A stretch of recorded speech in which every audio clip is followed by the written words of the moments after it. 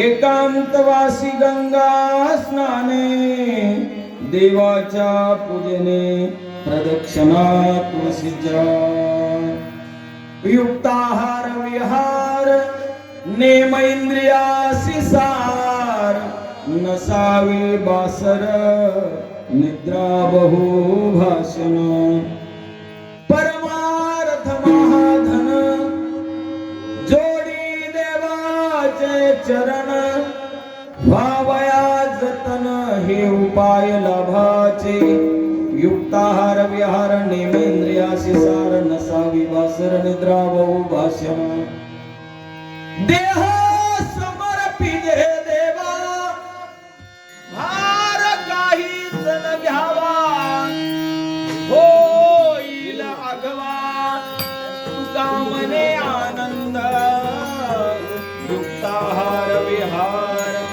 Name इंद्रियासी सार नसावी बासर निद्रा बहु भाषण मंगलम भगवान विष्णु मंगलम गरुडध्वजः मंगलम पुंडरीकाक्ष मंगलाय तनोहरि मंगल भवन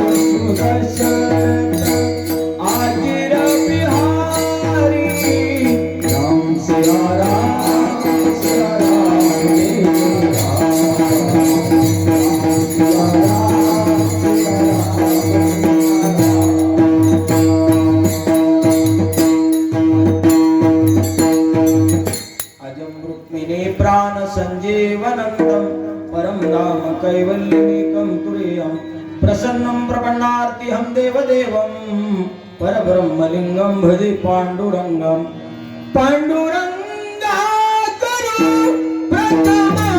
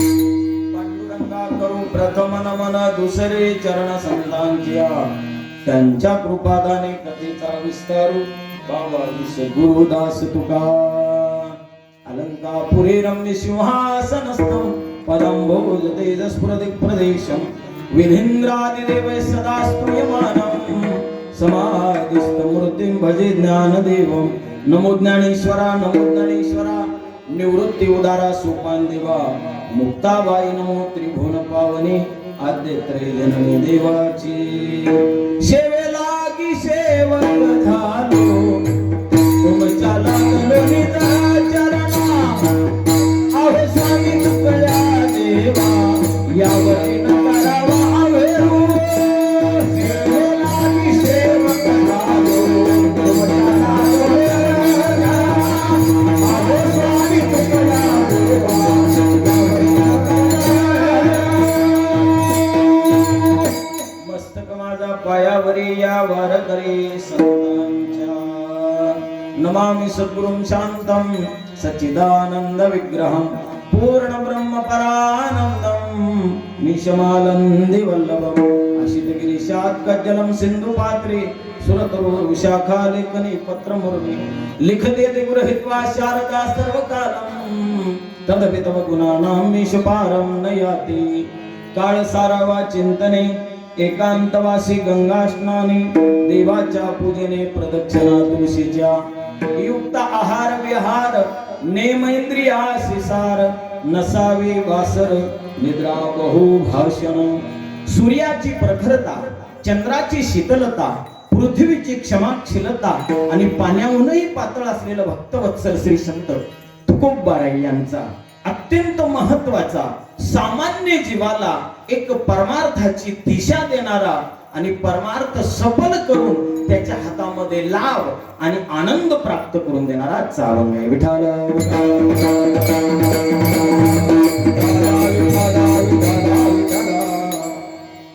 मृत्यू लोकामध्ये आलेल्या जीवाला योग्य दिशा देणं हे संतांचं कर्तव्य आहे. म्हणून महाराष्ट्र ही संतांची भूमी आहे आणि या संतांच्या भूमीमध्ये आपण ज्या वेळेला जन्माला येतो मायबाप भरत खंडे नरदेह प्राप्ती हे तव परम भाग्याची संपत्ती. सगळ्यात श्रेष्ठ संपत्ती काय असेल तर श्री संत सावता बाबा चोखोबाराय नामदेव महाराज आदिशक्ती मुक्ताई जनाबाई महाराज माऊली ज्ञानोबाराय जगद्गुरु तुकोबाराय संत सेना महाराज गुरोबा काका आदी करून सर्व संतांच्या मांदियाळी नंतर आपला जन्म झाला.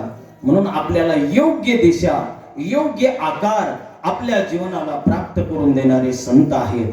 आज या ठिकाणी विशेषतः म्हणजे काही 7-8 ते 10 वर्षापूर्वी बापूंनी या ठिकाणी निमंत्रित केलेलंच होतं.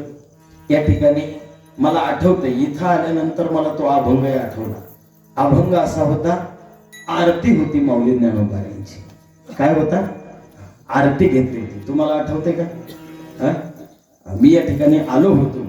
आरतीचा अभंग माऊली ज्ञानोबा आरती ज्ञानराजा याच्यावरती चिंतन मांडलं होतं. थोडासा उशीर झाला होता. सांगायचं तात्पर्य मला आज या ठिकाणी साधू संतांच्या कृपेने भगवान परमात्म्याच्या अशीच कृपेद्वारा या ठिकाणी माझ्याकडं मला वाटतं 5व्या दिवसाची का 6व्या 4था दिवस आहे का, म्हणजे 7 दिवस सेवा आहे आपल्या, 5 दिवस का.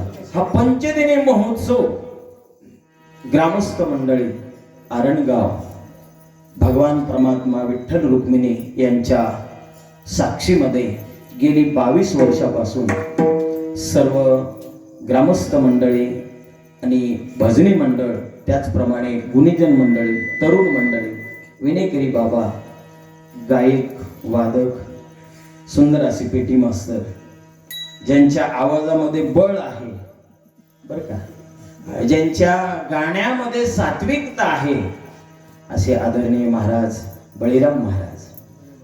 बरोबर ना? आणि दिल्लीमध्ये भेट झाली होती बरं का बाबा. बारामतीमध्ये तुमचं सुंदर गायन ऐकलं, भजन ऐकलं आपण लाला महाराज खारतोडे यांच्या दिंडीमध्ये. महाराजांना आठवत असेल सोहळ्यामध्ये आहे का नाही? बरोबर. सांगायचं तात्पर्य, हा आषाढ महिना आहे आणि आषाढ महिन्यामध्ये त्रिवेणी संगम आहे. माऊलींचा सर्व साधू संतांचा परतीचा प्रवास एकादशीला समापन्न झाला. अशी ही एकादशी ही आपल्या सप्ताहामध्ये येते. त्याचप्रमाणे भक्तवत्सल संत नामदेव महाराज यांचा समाधी महोत्सव हाही 14ही कुटुंबाचा याच सप्ताहामध्ये येतो. त्यानंतर ज्या कुळामध्ये आपल्याला जन्म घातला त्याच कुळामध्ये साठविला हरी, जी ही हृदयी मंदिरी त्यांची सरळी धार, झाला सफल व्यापार धन्य ते आरण, रत्नाचे ते खान, जन्मला निधान सावता तो, सावता सागर प्रेमाचे आगर, घेतला अवतार मळ्या घरी, असे सावता बाबा. 2 भक्त आणि एकादशी असा हा त्रिवेणी संगम आपल्या पंचदिनी भक्ती महोत्सवामध्ये येतो. म्हणजे आपलं परम भाग्य आहे. गेली 22 वर्षापासून हा भक्ती महोत्सव आपण साजरा करतो आणि यातून सारासार विचार आपल्या प्रपंचामध्ये येत असतो. आणि तो सार आणि आसाराचा विचार ज्या वेळेला येतो ना मायबाप, त्याच वेळेला मनुष्य जीवन कृतकृत्य होत असतं. विठाला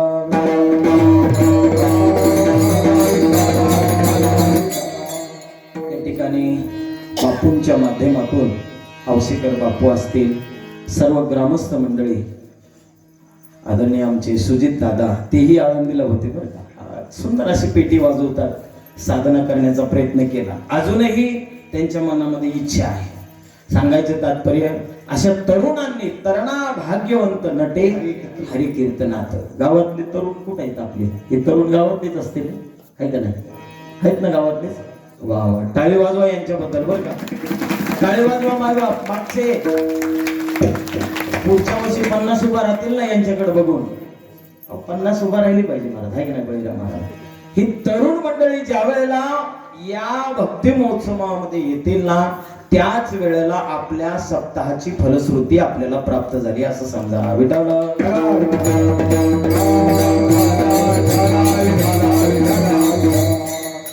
म्हणून सेवेसाठी निवडलेला अभंग आजचा एकूण 4 चरणाचा असून 4 चरणामध्ये चौकडी अभंग म्हणून या अभंगाला अभंग वाङ्मयामध्ये म्हटले जाते.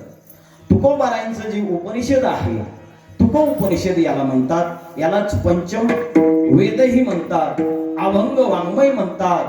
असं जे वाङ्मय आहे, या वाङ्मयामध्ये हा चौकडी अभंग म्हणून विणले गेलेला आहे. कोणत्याही अभंगामध्ये ज्या वेळेला प्रवेश करायचा असतो त्याच्यामध्ये एक सिद्धांत असतो आणि त्याच्यामध्ये एक दृष्टांत असतो. सिद्धांत आणि दृष्टांत, दृष्टांत हा सिद्धांत समजून देण्यासाठी असतो, परंतु इथं दृष्टांत नाहीये, इथं साधना सांगितलेली आहे आणि साध्य सांगितलेलं आहे. अभंगामध्ये दृष्टांत नाहीये. काही अभंगामध्ये दृष्टांत असतात सिद्धांत समजून देण्यासाठी, परंतु आजच्या अभंगामध्ये साधना अधिक मार्ग सांगितला आणि तो मार्ग सांगितल्यानंतर त्या मार्गाने गेल्यानंतर तुम्हाला जे फळ प्राप्त होणार आहे, तो जो लाभ आहे, तो लाभही सांगितला आणि त्या लाभाच्या माध्यमातून जो आनंद प्राप्त होणार आहे, तो आनंदही सांगितला.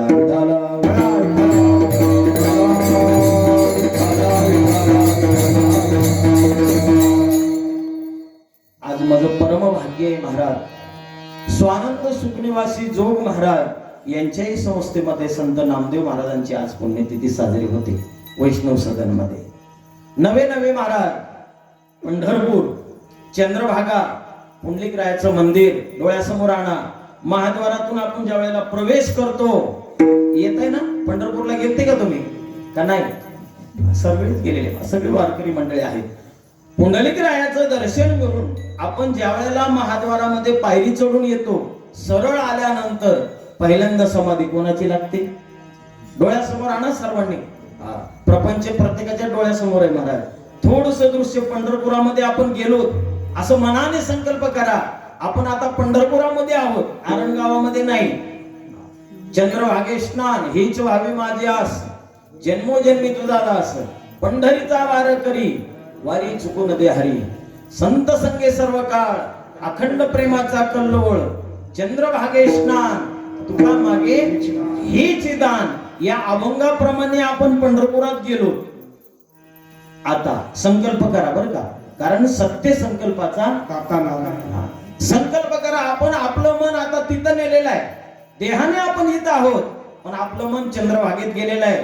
आपण आंघोळ केलेली आहे, वस्त्र बदललेले आहेत, गंधावाला आलेला आहे, त्याला 2 रुपये दिलेले आहेत. तो गंध लावतो. गंध लावल्यानंतर पुंडलिकरायाकडे आपण जातो. पुंडलिकरायांच्या पुढे गेल्यानंतर कपाळाला बुक्का लावून घेतो. परत दारामध्ये माथा टेकतो. गर्दी आहे. कळसाकडे बघतो. तुका म्हणे मोक्ष देखील आकाश तात्काळ हा नाश. सगळ्यांनी संकल्प करा. आपण तिथं आहोत. कळसाकडे पाहिलं. पुंडलिकरायांच्या आई वडिलांची समाधी. बाजूला गेले दुंडा महाराजांची समाधी. आणि हळूहळू महाद्वाराचा दरवाजा चढायला लागला. तुम्ही पायऱ्या चढलेल्या आहेत. पायऱ्या चढल्यानंतर चौफुली लागते. पुढे गेलात, बाजूला मारुतीरायाचं मंदिर आहे. शरण शरण हनुमंता तुम्हालो रामदूता काय भक्तीच्या वाटा मज दावा व्यासवटा. हनुमंतरायाचं दर्शन घेतलेलं आहे. आजूबाजूला पेड्यावाल्याचे दुकान आहे, तुळशीचे फुलांचे हारांचे दुकान आहे. पुढे गेला, महाद्वार लागला. महाद्वारामध्ये आपण कान धरून या नाचेने करून पाहिजे. कान धरून या नाचे न महाद्वारी आहे का नाही. नाचे न गरुडा पारी. बरोबर आहे का नाही. तिथं आपण आपल्या कानाला हात लावला. देवा वर्षभर जेवढ्या म्हणून शिवी गाळ दिली, चुका केल्या, नाही ते बोललो, भरपूर लबाडी केली, क्षमा कर. आणि मग आपण दंडवाद घालतात. खरे वारकरी तिथं दंडवाद घालतात बरं का. आणि जे खरे म्हणजे वारकरी असतात ते महाद्वारामध्ये दंडवत घालतात. का दंडवत घालायचं? कारण श्री संतांची माथा आणि साष्टांग हे करी. दंडवत घातला की सरळ पुढे गेलं, एक पायरी खाली उतरावं लागतं. ब्राह्मण काका बाजूला बसलेले असतात. नामदेव महाराजांचा मुकुट असतो तिथे. आहे ना, आले का डोळ्यापुढे का नाही? मुकुट आहे. तिथे गेल्यानंतर तुमच्या हातातला तुळशीचा हार नामदेव महाराजांच्या गळ्यामध्ये घातला. माहिती आहे तुम्हाला 2, 4, 8, 10 तास लागतात. गर्दी आहे. नामदेव महाराजांचं दर्शन घेतलं. वरती आलं की बाजूला फिरलं. इकडं उजव्या हाताला कोणाची समाधी? चोखोबरायांची समाधी. तिथं बुक्का पडलेला असतो. तो बुक्का लावतो आपण आणि पुन्हा प्रदक्षिणा घालून पाठीमागे जातो. पलीकडल्या बाजूला गेलं, झळझळीत सोनसळा कळस दिसतो सोजवळा. बरवे बरवे पंढरपूर विठोबा रायाचे नगर.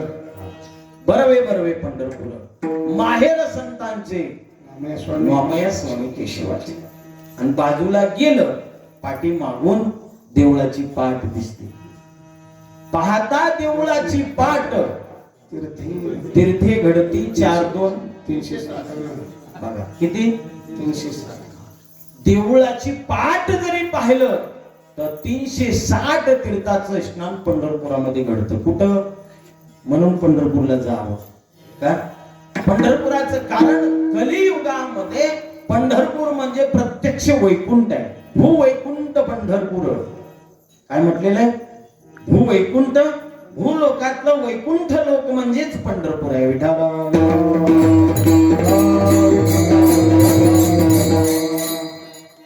असंच बाजूला गेलं रुक्मिणी मातेच्या बाजूने की सरळ परत चोखोबाराय आणि नामदेव महाराजांची समाधी.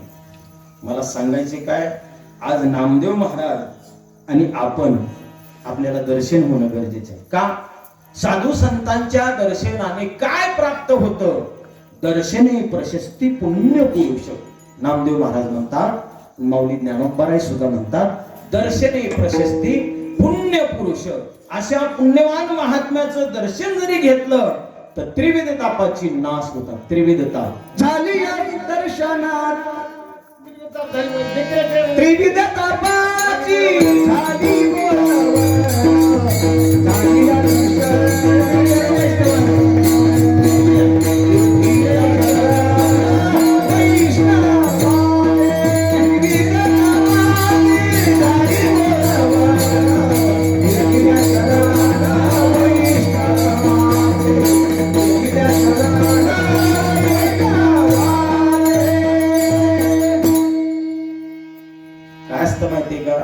पाठांतर.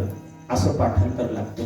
प्रत्येक मुद्दा, विषय, शब्द आणि त्याची संगती कारण आपला वारकरी संप्रदाय हा अभंगाला आणि ओवीला मानणार आहे.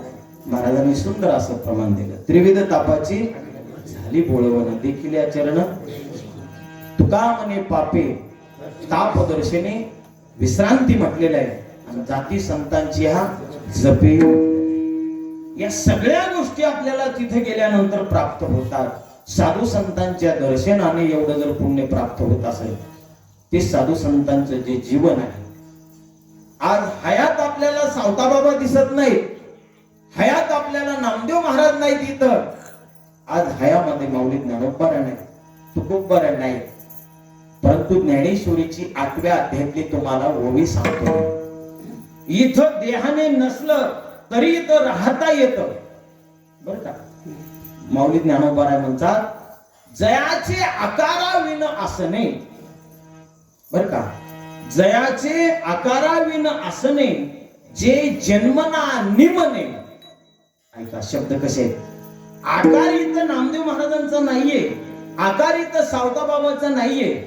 जसं तुम्हाला हातपाय आहे, आपण इथं मूर्तिमंत आहोत, म्हणजे सगुण रूपाने तुम्ही आम्ही इथं आहोत, पण आज सावताबाबा नाहीये, नामदेव महाराज नाहीये.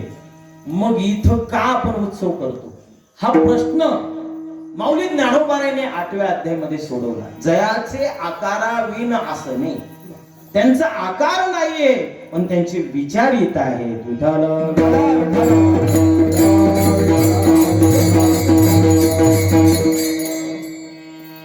त्यांचा परमार्थ इथं आहे, त्यांनी केलेली साधना इथं आहे, त्यांनी दाखवलेली दिशा आपल्याकडे ठेवलेली आहे. वास्तविक पाहता प्रत्येक जण आपण केलेलं कर्म आपल्या सोबत घेऊन जात असतो, पण एकच वर्ग असा आहे मायबाप, केलेलं कर्म जगाच्या हितासाठी इथं ठेवून जातो, तो म्हणजे संत वर्ग आहे. नाहीतर केले कर्म झाले त्याची भोग आले, उपजले मिळते. आपण कर्म घेऊन जातो, पण साधू संतांनी कर्म इथं ठेवलेलं आहे. महाराज का ठेवलं इथं, माऊली ज्ञानोबा 8व्या अध्यायामध्ये सांगतात. मला थोडा समन्वय साधायचा आहे, कारण तुम्ही काल विनोद ऐकलेच असतील, आहे का नाही. जेवढं हसायचं तेवढं हसूनही घेतलं असेल. कारण महाराज प्रत्येक कीर्तनकाराची एक दिशा असते, लक्षात ठेवा. त्या माध्यमातून तुम्हा आम्हाला एक वेगळं मार्गदर्शन मिळत असतं, योग्य दिशा मिळत असते. मला सांगायचे काय, मलाही विनोद करता येतो, परंतु आज नामदेव बाबांची पुण्यतिथी आहे आणि त्या निमित्ताने आपल्याला काहीतरी 2 शब्द सांगता आले पाहिजे. सुजित दादाने त्या ठिकाणी मोबाईल लावलेला आहे, बरेचसे लोक बाहेर सुद्धा पाहणार आहे. सांगायचं तात्पर्य, जिथं आपण चिंतन करतो कोण आहे तो महात्मा, कोण आहे तो कीर्तनकार, असं कसं चिंतन मांडलं, याबद्दल चर्चा अपचर्चा होत असते. म्हणून सांगायचं तात्पर्य की ज्या ठिकाणी विनोद करायचा त्या ठिकाणी विनोद झालाच पाहिजे, आणि ज्या ठिकाणी सिद्धांत सांगायचा त्या ठिकाणी सिद्धांत सांगितलाच पाहिजे. विठ्ठल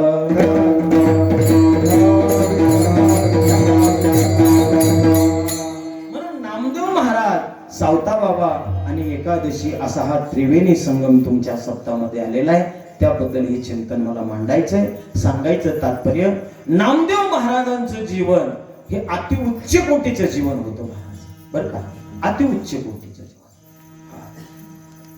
आणि त्या कुळामध्ये भगवान शंकराची उपासना होती. कोणाची उपासना, रात्री माझी शिवी, दिवसा माझी शिवी, बरं का. शिवी म्हणजे आता तुम्हाला शिवी म्हणलं कळालं असेल, शिवी देणं. सदा शिवाचं रात्रंदिवस ओम नमः शिवाय, ओम नमः शिवाय हे चिंतन त्या घरामध्ये चालू होतं. आणि याच चिंतनाने भगवान पंढरीनाथाचं दर्शन झालं. ते नामदेव महाराजांचं जीवन. विठ्ठल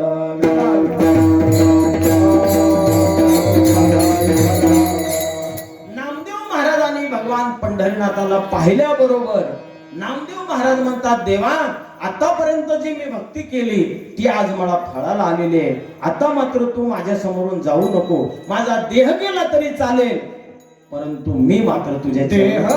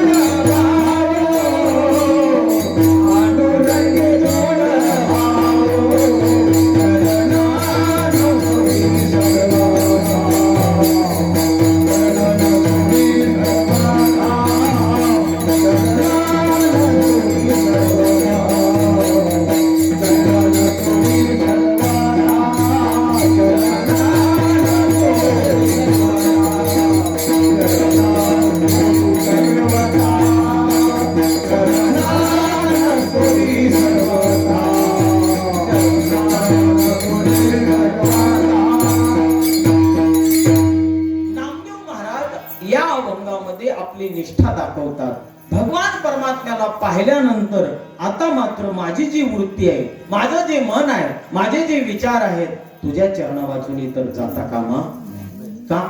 महाराज, कलियुगामध्ये माणसाच्या अंतःकरणामध्ये जे विचार राहतात, जी भूमिका तयार होत असते, त्यानुसार मनुष्य कृती करत असतो. लक्षात ठेवा. साधू संतांच्या अंतःकरणामध्ये भक्ती होती म्हणून रात्रंदिवस भक्तीच केली महाराज. पांडुरंग पांडुरंग ध्यानी पांडुरंग ध्यानी पांडुरंग ध्यानी पांडुरंग ध्यानी ओ पांडुरंग ध्यानी पांडुरंग ध्यानी ओ पांडुरंग ध्यानी पांडुरंग ध्यानी गणपती सोमनी पांडुरंग जगती सोमनी पांडुरंग जगती सोमनी पांडुरंग पांडुरंग ध्यानी पांडुरंग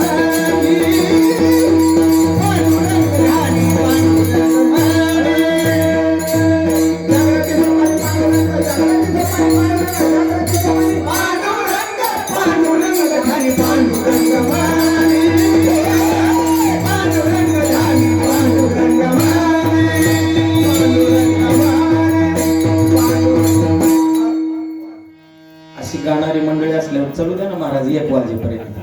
आणि अभंग तेवढाच घेतलाय बरं का बापू. काकड आरती पर्यंत जाईल.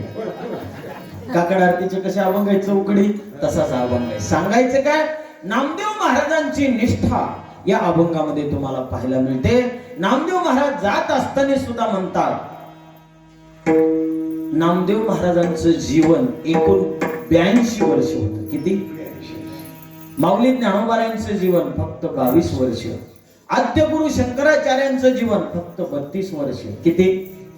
जगद्गुरु तुकोबारायांचं जीवन फक्त 42 वर्ष. किती? 42 वर्ष. 42 वर्ष, 22 वर्ष, 32 वर्ष, 82 वर्ष. या शतकामध्ये एक छोटीशी घटना घडली.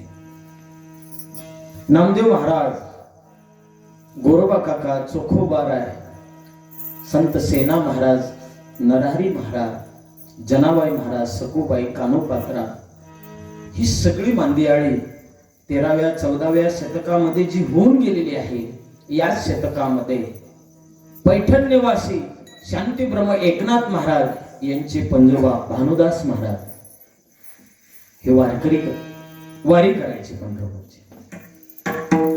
आषाढीची वारी. आणि एका वारीला पंढरपुरामध्ये ही सर्व संत मांदियाळी मिळविले मांदी, वैष्णवांची जयाने घातली मुक्तीची गवांदी. मिळविले मांदी वैष्णवांची.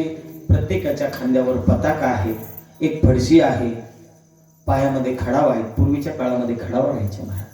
आणि तिथं पंढरपुरात गेल्यानंतर त्या खडावा काढायच्या आणि अनवाई पायाने प्रदक्षिणा करायची.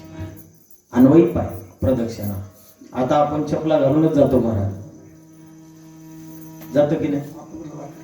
वारकरी खरा मात्र आमच्या दिंडीत मी तुम्हाला काय सांगावं. आता हे शिक्रापूरचे महाराज काय होतं, चालताच येत नाही, खडेले रुपतात, नाही जमत आम्हाला. म्हणजे चला तसं तर तसं. सांगायचं तात्पर्य, अनवाई पायाने असे भानुदास महाराज सगळी मांदियाळी एका आषाढी वारीला तिथं आल्यानंतर माऊली ज्ञानोबाराय होते, सगळी संत मांदियाळी होते. आणि ही पूर्ण आत्मज्ञानी संत. कारण प्रत्यक्ष भगवान परमात्म्याचेच अवतार, महाविष्णूचा अवतार सखा माझा ज्ञानेश्वर आहे का नाही. आणि अशी संत मांदियाळी महाराज पांडुरंगाच्या द्वारामध्ये गेले तर पांडुरंगाची मूर्तीच नाही. सगळे उदास झाले. अरे अरे मध्ये गेली 18 दिवस 20 दिवस आपण चालत आलो, या वर्षी मात्र आपली वारी सफल होणार नाही. पांडुरंग इथं नाहीये. गावामध्ये सगळीकडे चर्चा झाली, वारकरी आलेत, परंतु वारकऱ्याला पांडुरंगाचं दर्शन झालं नाही. सगळे वारकरी महाराज पांडुरंगाचं दर्शन झालं नाही म्हणून रडत होती. आता पंढरपूर सोडून जायचं नाही. जोपर्यंत पांडुरंग आपल्याला दर्शन देत नाही तोपर्यंत आपण इथंच राहायचं. देह जाऊ अथवा राहू. जरी हे आकाश वर आकाश वर पडत आहे, हे आकाश वर पडत आहे.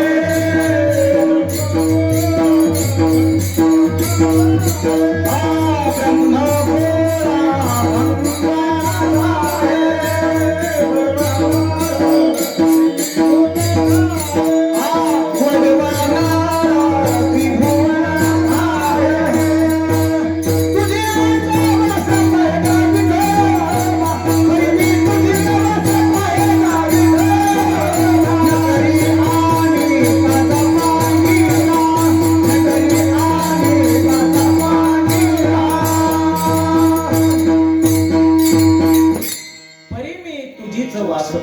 आठोबा सर्वांनी बोट दाखवले, त्यामध्ये सगळ्यात श्रेष्ठ भानुदास महाराज होते.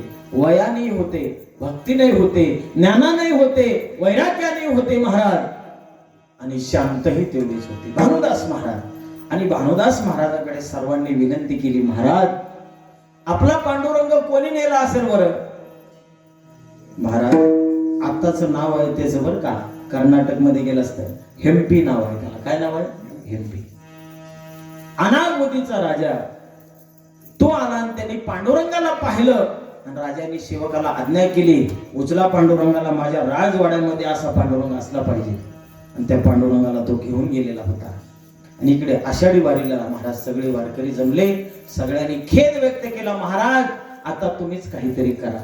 विनंती केली. मायबाप एक लक्षात ठेवा, लहान बाळाला जसं आई वाचून राहता येत नाही, आणि ते बाळ राहू शकत नाही. चुकली या माय बाळ हुरू का?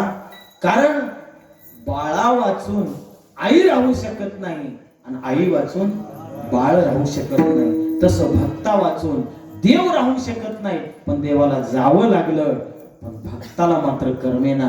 आणि असे भक्त म्हटले, आपला देव म्हणजे बस विठ्ठल बाप माय चुलता, विठ्ठल भगिनी आणि भ्राता, विठ्ठले विण चाड नाही होता, कामनी आता नाही. असं जे संपूर्ण जीवन म्हणजे परमात्ममय झालेलं जीवन, ते कसे राहतील हो महाराज? जीवना वेगळी मासुळी तैसा तुका तळमळी. त्या पद्धतीने महाराज सर्वांनी तळमळ व्यक्त केली, रडायला लागले. नामदेव महाराज सुद्धा रडत होते. भानुदास महाराज म्हणले, काळजी करू नका, तुमची आज्ञा आहे ना, मी जातो. मुक्काम दर मुक्काम करीत करीत करीत करीत कर्नाटक मध्ये गेले. ज्या ठिकाणी पांडुरंगाला त्या वाड्यामध्ये ठेवलं होतं, त्या ठिकाणी सगळे सेवक होते महाराज, द्वारपाळ होते, आतमध्ये प्रवेश नव्हता. दरवाजे बंद झालेले होते, रात्रीचे 12 वाजले होते.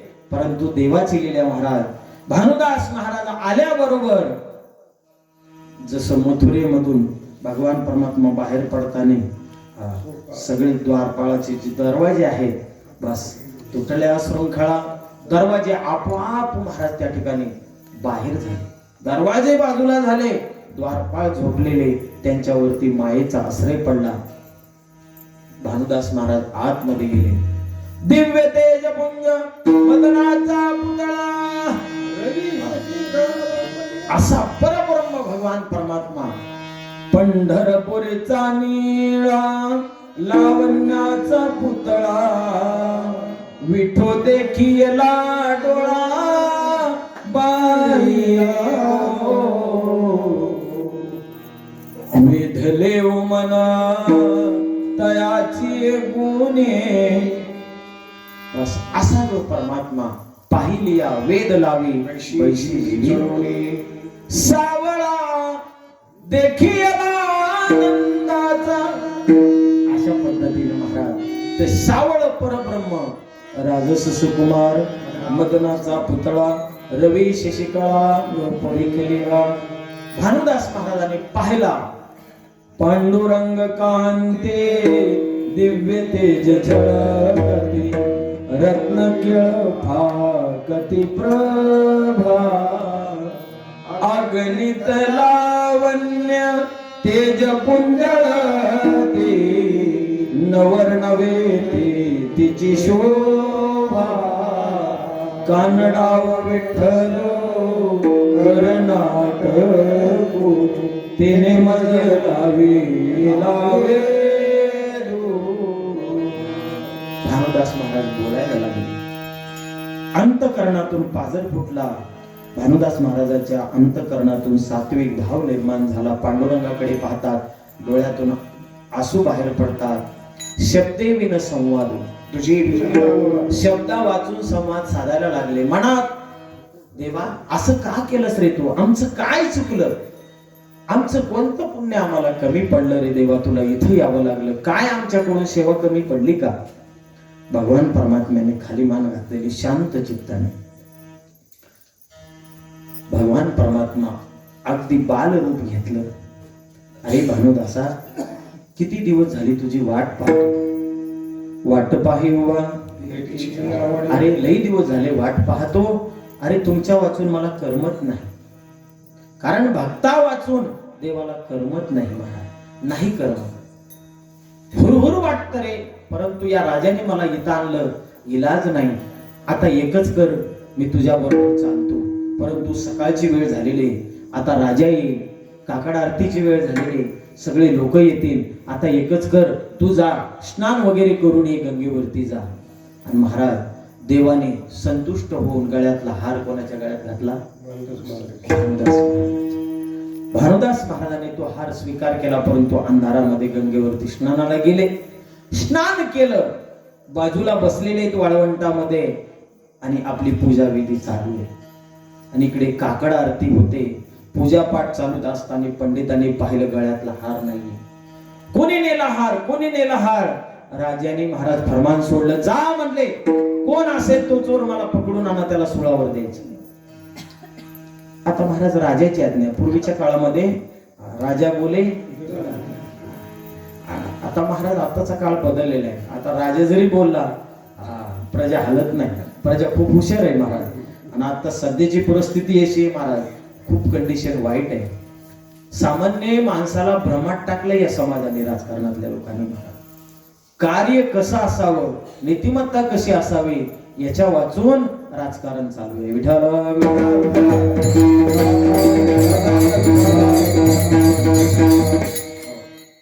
राजकारण कसं असावं हे भगवान परमात्म्याच्या नीतीमधून सांगते महाराज. गीता वाचा तुम्ही, नीती सांगितली जाते. सांगायचं तात्पर्य महाराज बाजूला गेले, सगळे लोक पाहत होते. गंगेच्या किनाऱ्यावरती भानुदास महाराजांनी गंध लावलेला आहे, पुढे ग्रंथ ठेवलेला आहे, ग्रंथाचं वाचन चालू आहे.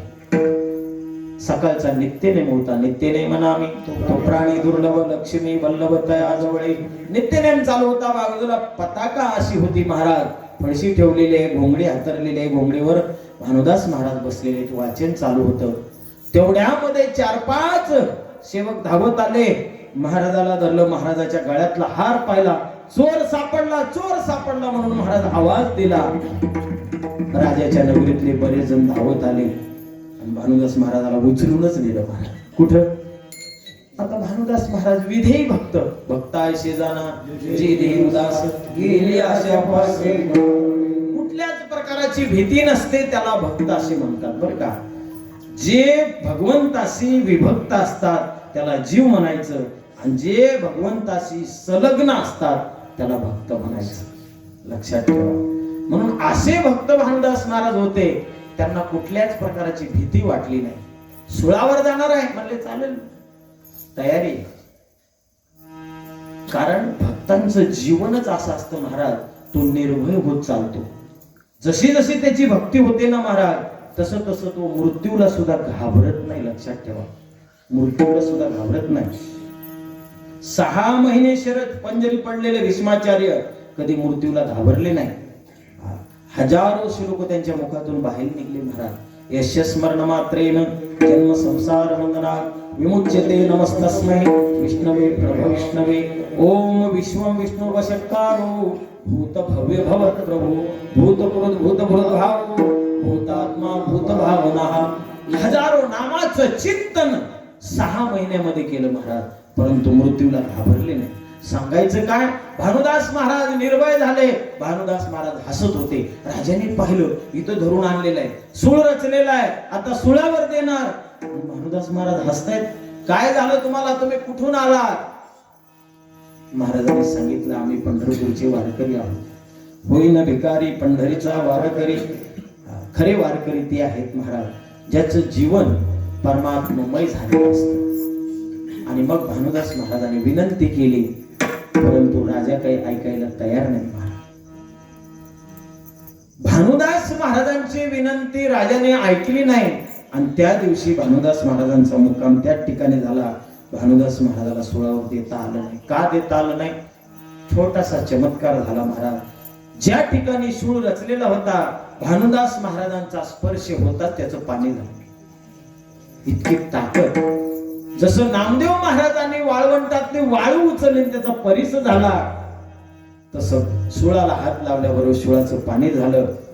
अरे अरे राजा म्हटला, कोणीतरी आगळा आणि वेगळा भक्त आहे, राहू दे आपल्या दारामध्ये. दुसऱ्या दिवशी पांडुरंगाने सांगितलं, अरे आता तरी थांबू नको इथं, मी आता सूक्ष्म रूप घेतो. अंगठे एवढं रूप घेतलं. कोणी? पांडुरंगाने. आता पांडुरंग आहे, भगवंत आहे. भगवंताला लहानही होता येतं आणि मोठंही होता येतं. असा भगवंत अंगठ्या एवढं रूप घेतलं, पळशीमध्ये प्रवेश केला आणि ग्रंथावर बसले पांडुरंग. छोटीशी मूर्ती महाराज. बाळवेश घेऊन श्रीहरी भेटला. जसं महाराज तसंच भानुदास महाराजांच्या झोळीमध्ये ग्रंथावरती पांडुरंग छोटीशी मूर्ती होऊन बसलेले आणि भानुदास महाराज रात्रीच्या वेळेला प्रवासाला निघालेले. राजवाड्यामध्ये सुद्धा भगवान परमात्मा आहे तसाच आहे. तिथंही सगुण समचरण दृष्टी विटेवरी साजिरी तेथे माझे हरिमूर्तीराव. राजालाही कळालं नाही यातलं चैतन्य गेलंय आणि ते चैतन्य सूक्ष्म रूपाने भानुदास महाराजांच्या पर्चीमध्ये आलं. भानुदास महाराज मुक्काम दर मुक्काम करीत करीत करीत करीत महाराज पंढरपुराकडे आले. भानुदास महाराजांकडे सर्व वारकऱ्यांनी पाहिलं, पताका वरती केल्या आणि जयघोष केला. कुंडली हरी श्री ज्ञानदेव तुकाराम भगवान की जय. पाऊली ज्ञानेश्वर महाराज की जय. असा जय जयकार झाला वाळवंटामध्ये.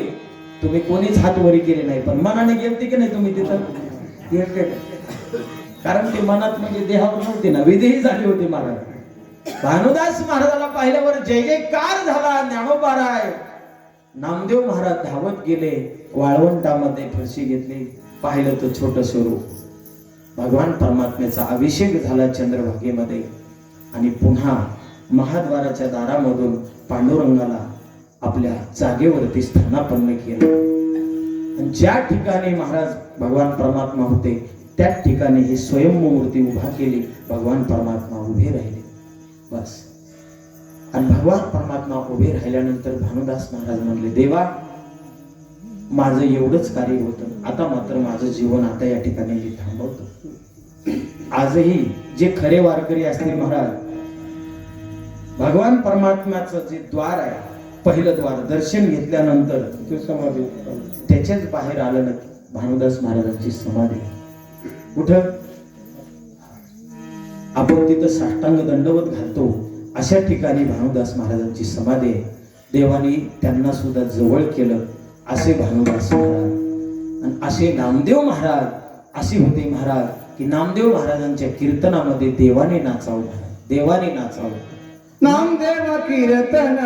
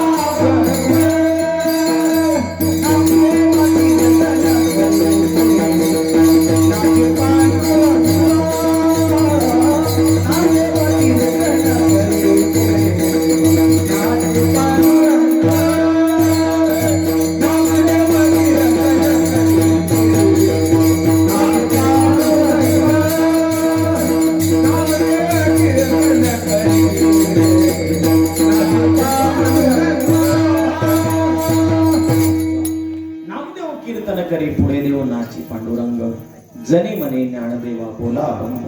अशा भूमिकेमधून पंढरपूर गाजलं गेलं आणि अशाच पंढरपुरामध्ये नामदेव महाराज असतील आणि बाजूला सावता बाबा आहे. सावता बाबाचे चिंतन आपल्या प्रपंचामधून कामामध्ये काम काही मना राम राम जाईल भवश्रम सुख होईल दुःखाचे असे सावता बाबा तुम्हा आम्हाला एक दिशा देतात. अरे बाबा तुमचा जो प्रपंच आहे तोच प्रपंच परमार्थमय करून टाका. कांदा मुळा भाजी अवघी विठाबाई माझी लसूण मिरची कोथिंबीर अवघा झाला माझा हरी मोठ नाडा विहीर दोरे अवघी व्यापिले पंढरी. प्रपंचामधल्या प्रत्येक वस्तूकडे पाहत असताना परमात्म्याकडे पाहावं अशी दिव्य दृष्टी सावता बाबांनी तुम्हा आम्हाला दिली. असे सावता बाबा असतील नामदेव महाराज असतील हे काय करत होते. आपला जो काळ आहे आपल्याला दिलेली भगवान परमात्म्याने जी वेळ आहे ती मात्र भगवान परमात्म्याच्या चिंतनामध्ये घालत होते अभंगाच्या पहिल्या चरणात. काळ सारा वाचित एकांतवासी गंगा स्नाने आ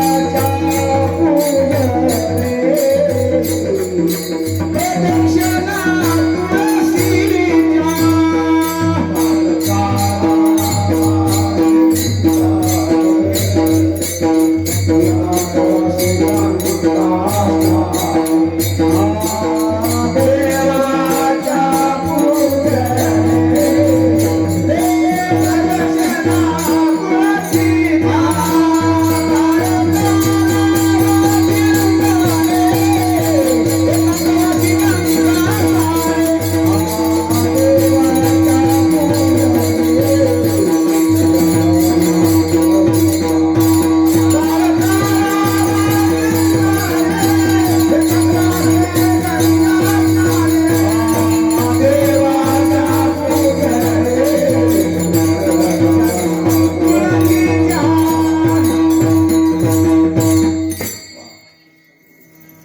याला म्हणतात समयोजाना. समयोजाना आहे का नाही, वेळेला प्रसंगाला त्या विचाराने जर आपण मला चिंतन मांडलं तर निश्चित आपण तिथपर्यंत जाऊ शकतो. हा प्रवास आहे. अभंग हा 4 चरणाचा आहे. अभंगामध्ये आता प्रवेश केलाय महाराज. आता शेवटच्या चरणापर्यंत जाताल कसं असंही लक्षात ठेवा. आपल्या मनाचा वेग फार आहे. मन इतकं चंचल आहे. या मनाला शेवटच्या चरणापर्यंत जायला काही वेळ लागत नाही, पण तिथपर्यंत आपल्याला जायचंही नाही. पहिल्या चरणाचं जरी चिंतन झालं ना तरी आपलं कल्याण होईल महाराज. सगळी सुज्ञ मंडळी आहेत, काही वयोवृद्ध मंडळी आहेत, काही तरुण मंडळी आहेत, माता भगिनी आहेत. काळ म्हटलं की प्रत्येकाला भीती वाटते. एक शब्द काळ म्हटलं, ही जी लहान मुलं आहेत, किती काळ आहे पोरांनो, किती काळ आहे? किती काळ किती आहे? 10 का 5 का 15? 3 काळ. हुशार मुलं आहेत. जे आता शिकलेले आहेत ना त्यांना सांगायची गरज नाही. 3 काळ कोणते कोणते बघा. शबाश, टाळी वाजवा. भूतकाळ कशाला म्हणायचं? काल ज्यांचं कीर्तन झालं, आज बाबा उभा राहिला त्याला वर्तमान काळ. उद्या जो येणार आहे त्याला, उद्या येणारा कीर्तनकार भविष्य काळातला. आज उभा आहे तो वर्तमान काळातला, काल झालेला भविष्य काळातला. आणि याच्यापेक्षा रात्री 12 नंतर कुत्रे जड इवळायला लागले. फुंकायला नाही लागले बापू, इवळायला लागले. इवळायला काय म्हणतात माता भगिनी? कोण आलंय? आलंय कोण? काहीतरी आणि कुठेतरी कोणीतरी. कारण पहिल्यांदा कुत्र्याला दिसतो बरं का, कोणाला दिसत नाही. त्याला सुद्धा काळच म्हणतात. काय म्हणतात? काळच म्हणतात. भूतकाळ, भविष्यकाळ, वर्तमान काळ, येणारा जो काळ आहे तो प्रत्येकाला काळ देहासी खाऊ. तुकोबारा म्हणतात काळ गुलाम सलाम करी तुझ्या घरी आम्ही, कारण आम्ही माथा दिला म्हणे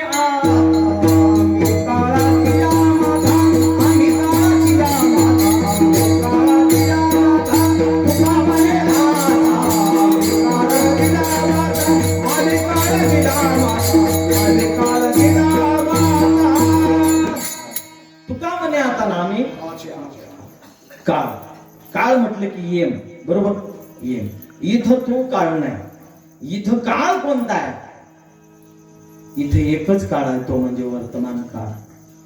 तुम्हा आम्हाला जो प्राप्त झालेला वर्तमान काळ आहे, माझे तुकोबाराय म्हणतात, तो कसा घालवला पाहिजे? चिंता करून घालवला पाहिजे. हे का नाही मला बळीरामा? चिंता केली पाहिजे. हे कर्ज कसं मिटल? है का नाही? लाडकी बहीण 1500 रुपये कधी येतील? आता लाडका भाऊ बी निघणार आहे बरं का. लाडका भाऊ, लाडका आजोबा. आजोबाने काळजी करू नका, तुमच्याकडे नंबर लागणार आहे. ही चिंता आहे महाराज. काय आहे? फॉर्म भरलेला आहे, दिलेला आहे, फक्त मेसेज कधी येणार आहे. काय झालं माहिती का? हे आपल्याला महाराज काय झालं, आपण आपल्या दारामध्ये काही गोष्टी एक लक्षात ठेवा महाराज, संतांनी तुम्हा आम्हाला स्वावलंबी बनवण्यासाठी प्रयत्न केलेले आहेत, आळशी नाही. स्वतंत्र बनवण्यासाठी हे वाङ्मय आहे, स्वातंत्र्य निर्माण करण्यासाठी आहे. स्वबळावरती सगळ्या वस्तू प्राप्त करून घेता येतात, परंतु आपण निर्बल होतो. निर्बल मनुष्य कोणापुढेही हात पसरतो. लक्षात ठेवा, हात पसरलेला मनुष्य कधीही जीवनामध्ये हात पसरीची मेधी कटाने, हात पसरीची मेधी कटाने, हात पसरीची मेधी कटाने, हात पसरीची मेधी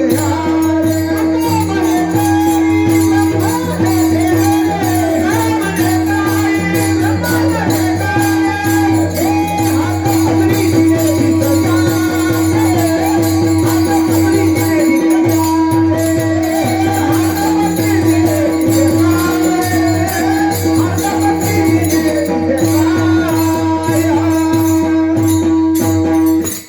ज्याच्या जीवनामध्ये परमार्थ करायचा आहे ना, त्याला स्वावलंबी होणं अत्यंत गरजेचं आहे. प्रपंच करायचं आहे, परतंत्र व्हावंच लागतं, कोणाच्या तरी ताब्यात जावंच लागतं. याचं काही नाही महाराज. आणि ते काय त्यांच्या खिशातलं देत नाही, ते आपल्या खिशातलंच घेतात. आधी जीएसटी लागूच आहे पहिल्यांदा.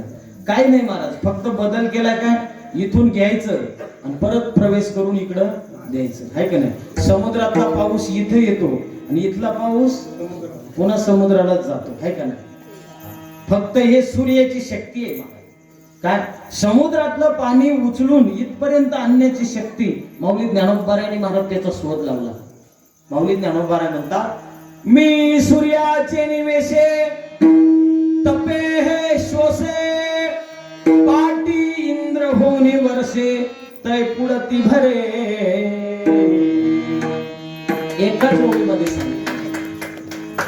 हे शोध आहे, किती विज्ञान पुढे आहे माऊली ज्ञानोबारायचे. मी तर सांगतो महाराज, जगद्गुरु तुकोबाराय, माऊली ज्ञानोबाराय, शांतीप्रम एकनाथ महाराज, नामदेव महाराज, सावता बाबा यांच्या पुढे विज्ञान म्हणजे महाराज अगदी तुम्हाला सांगतो तुच्छ आहे. विठाल, फक्त चिंतन करा. चिंतन जर केलं ना महाराज, की मनुष्य एक निर्भय होत चालतो. निर्भय. ज्यांनी साधना केली ना, ज्यांनी अभंगाची महाराज वाचन केलं, बघा तुम्ही जीवन त्याचं निर्भर होतं की नाही. आत्महत्या करण्याचं माणसाला जीवन कंटाळून वाटतं ना, त्याने अभंग वाचावं. नाही नको हे जीवन. काय केलं वाटतं महाराज, कर्जबाजारी झाल्यानंतर मुलीचे लग्न झाले, मुलाचे लग्न झाले, मुलगा सांभाळत नाही, मुलगीकडे गेलं तर जावई आपल्याकडे योग्य बघत नाही, असं ज्याला वाटतं ना, त्याने सरळ पंढरपूरची वाट धरावी, आळंदीला जावं आणि बस आजान वृक्षाखाली एक पारायण करा महाराज, जीवन अगदी सुंदर होऊन जाईल.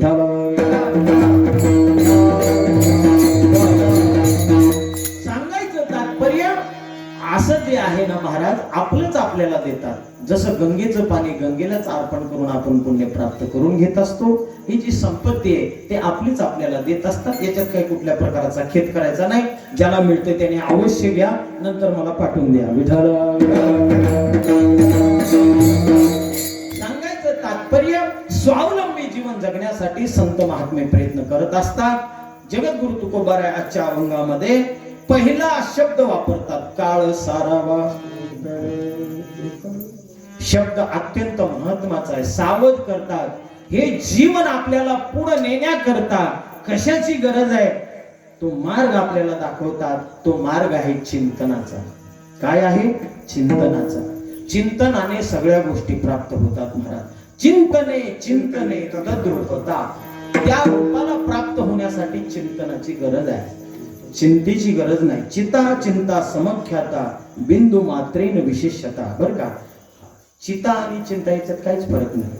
चिंता काय करते? जिवंतपणे जाळते. चिता एकदाच जाळते, एवढाच फरक आहे. पण चिंतन माणसाला तारत. काय करत? तारत. म्हणून चिंतन करा. चिंतने सरे तो धन्य धन्य का तुकोबाराय म्हणतात की काळ सारावा चिंतने, आम्ही तेच केलं, चिंतनाने काळ सारला, त्यामुळं याही काळामध्ये आम्ही आहोत. आज 750 वर्ष झाले. माऊली ज्ञानोबाराय आहेत का नाही? आहे. आज तुमच्या आमची भावना म्हणते म्हणून नाही महाराज, काही वैज्ञानिक काही शास्त्रज्ञ आळंदीमध्ये आले होते. मामासाहेब दांडेकरांना निरोप आला. काही लोक आलेले आहेत, माऊलींच्या समाधीचा शोध घेतायत. महाराज त्या काळामध्ये आले, पण मामासाहेबांनी सांगितलं पाहायचंय ना तुम्ही अवश्य बघा, तुम्हाला कुठल्या प्रकारची जी काही तुम्ही शस्त्र आणलेले आहेत ती अवश्य सोडा, पण मी सांगतो त्या पद्धतीने तुम्ही सोडायची शस्त्र. नंदीची या मासा हातने माझवन, त्या ठिकाणी अष्टोत्तरशी वेळा समाधी निश्चळ, पूर्वी तुझे स्थळ वाहना खाली, उठविला आनंदी शिवाचा ढवळा, उघडली शिळा विवरांची, आसन आणि धुनी मृगलाच्या वर, पाहती ऋषेश्वर ओसंदोनी, बा माझी समाधी पाहिली जुनाट, केवळ वैकुंठ गुहे उभी. अशी वैकुंठ महाराज, प्रत्यक्ष वैकुंठ असलेली समाधी त्या ठिकाणी महाराज जगद्गुरु नाथ बाबा म्हणतात की मला 350 वर्षानंतर बस माझं परम भाग्य, अजाण वृक्षाची मुळे कंठासी लागली, येऊनी आळंदी स्थळी काढा वेगे, ऐशे स्वप्न होता आलो अलंकापुरी, तव नंद माझारी देखील द्वार, एका जनार्दनी पूर्व पुण्य फळले, श्री गुरु भेटले ज्ञानदेव. माऊली ज्ञानोबारायांची भेट झाली 350 वर्षानंतर. असे ज्ञानोबाराय महाराज ज्या वेळेला ते शास्त्रज्ञ वैज्ञानिकांनी शोध लावायला सुरुवात केली, काही अस्त्र आतमध्ये सोडले आणि बाहेर पाहायला गेले, एक चैतन्य दिसत होतं त्यांना. चैतन्य काय दिसत होतं? चैतन्य. आणि ते चैतन्य तेजोमय, जसं पौर्णिमेचा चंद्र आहे, शीतलता, अगदी परिपूर्ण चंद्र पौर्णिमेचा असा चंद्रकोर साष्टांग असा दंडवत घातलेला आहे. पुढे ग्रंथराज ज्ञानेश्वरी आहे, पद्म आसन घातलेले आहे, डोळे झाकलेले आहेत आणि आहेत दिव्य तेज मदनाचा पुतळा, परब्रह्म केवळ.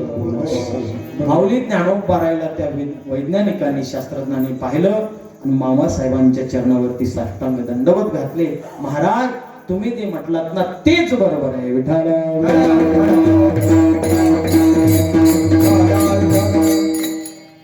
काय केलं असं महाराज यांनी एकच केलं, माझे जीवीची आवडी पंढरपुरा नेन गुडी, पांडुरंगी मन रंगले, गोविंदाचे गुणी वेदिले, पांडुरंगी मन रंगले. रात्रंदिवस चिंतन केलं. ज्ञानदेवे घेतले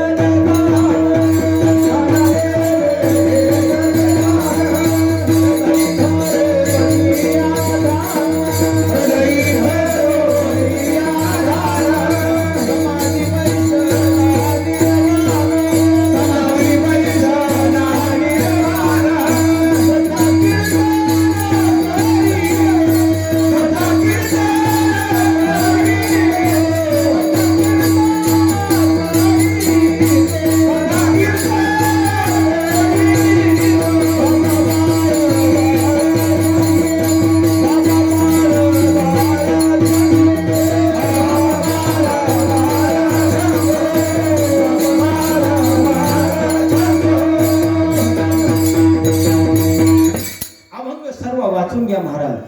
अगदी 20-25 चरणाचा अभंग आहे. अलक्ष लक्ष्मी लक्षी तेथे दिसती दोन्ही पक्षी, वेद शास्त्र हेची साक्षी. तो अभंग वाचून घ्या. बाबा बाळ छंदो याच चरणात याच अभंगामध्ये ज्ञानोबाराने दान मागितलं. कशाचं? बस ज्ञानदेवी घेतले दान, हृदय धरून या ध्यान, समाधी बैसला कथा कीर्तन करीतो, काळ सारावा चिंतने, चिंतनाने त्यांनी काळ सारला.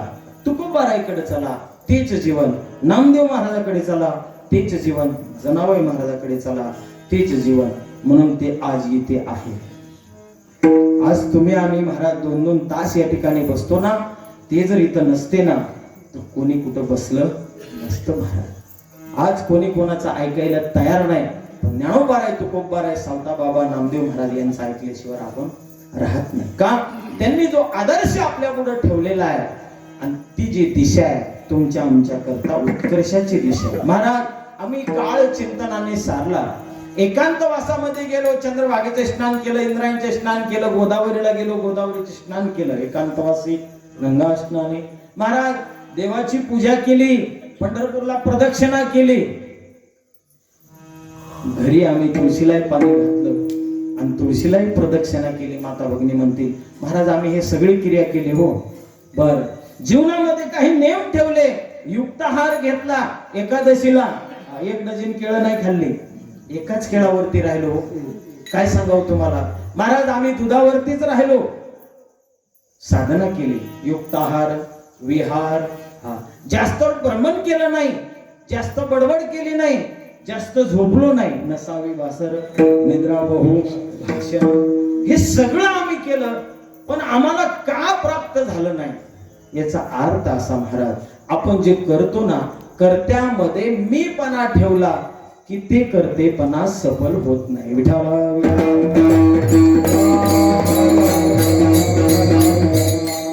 साधू संतांनी हेच केलं. साधू संत म्हणतात आम्हीही एकांतवासामध्ये राहिलो, आम्हीही गंगेचं स्नान केलं, आम्हीही तुळशीची प्रदक्षिणा केली, आम्हीही काळ चिंतनामध्ये सारला, आम्हीही युक्ताहार घेतला, आम्हीही जास्त बोललो नाही. का? कारण जास्त बोलणं म्हणजे अनंत वाचाळ बरळत्री बरळ त्या कैसा आहे का नाही. जास्त बोलणं म्हणजे परमार्थ नाहीये. मग बस बोलो आबोल नाही बोले जेने बोलो ऐसे बोले जेने बोले. अशा पद्धतीने आम्ही बोललो. बोलायचंच असेल हरी बोला भांडता, हरी बोला कांडता, उठता बसता हरी हरी बोला. अशा पद्धतीने आम्ही चिंतन केलं. जास्त झोपलो नाही. सकाळी 4 वाजता काकड आरती करता अगदी तुम्हाला सांगतो सगळं मंदिर भरून राहिलं. सगळेजण आम्ही 4 वाजता रोज 5 दिवस आम्ही काकड आरतीला जातो. नसावी वासर, निद्रा बहु भाषण. पण हे तुमचं आमचं याच्यामध्ये मीपणा आहे. पण नामदेव महाराज तुकोबाराय म्हणतात की याच्यामध्ये मीपणा जर नसेल तर निश्चित ती फलश्रुती प्राप्त झाल्याशिवाय राहत नाही. तीच साधना काय होईल परमार्थ जोडी देवा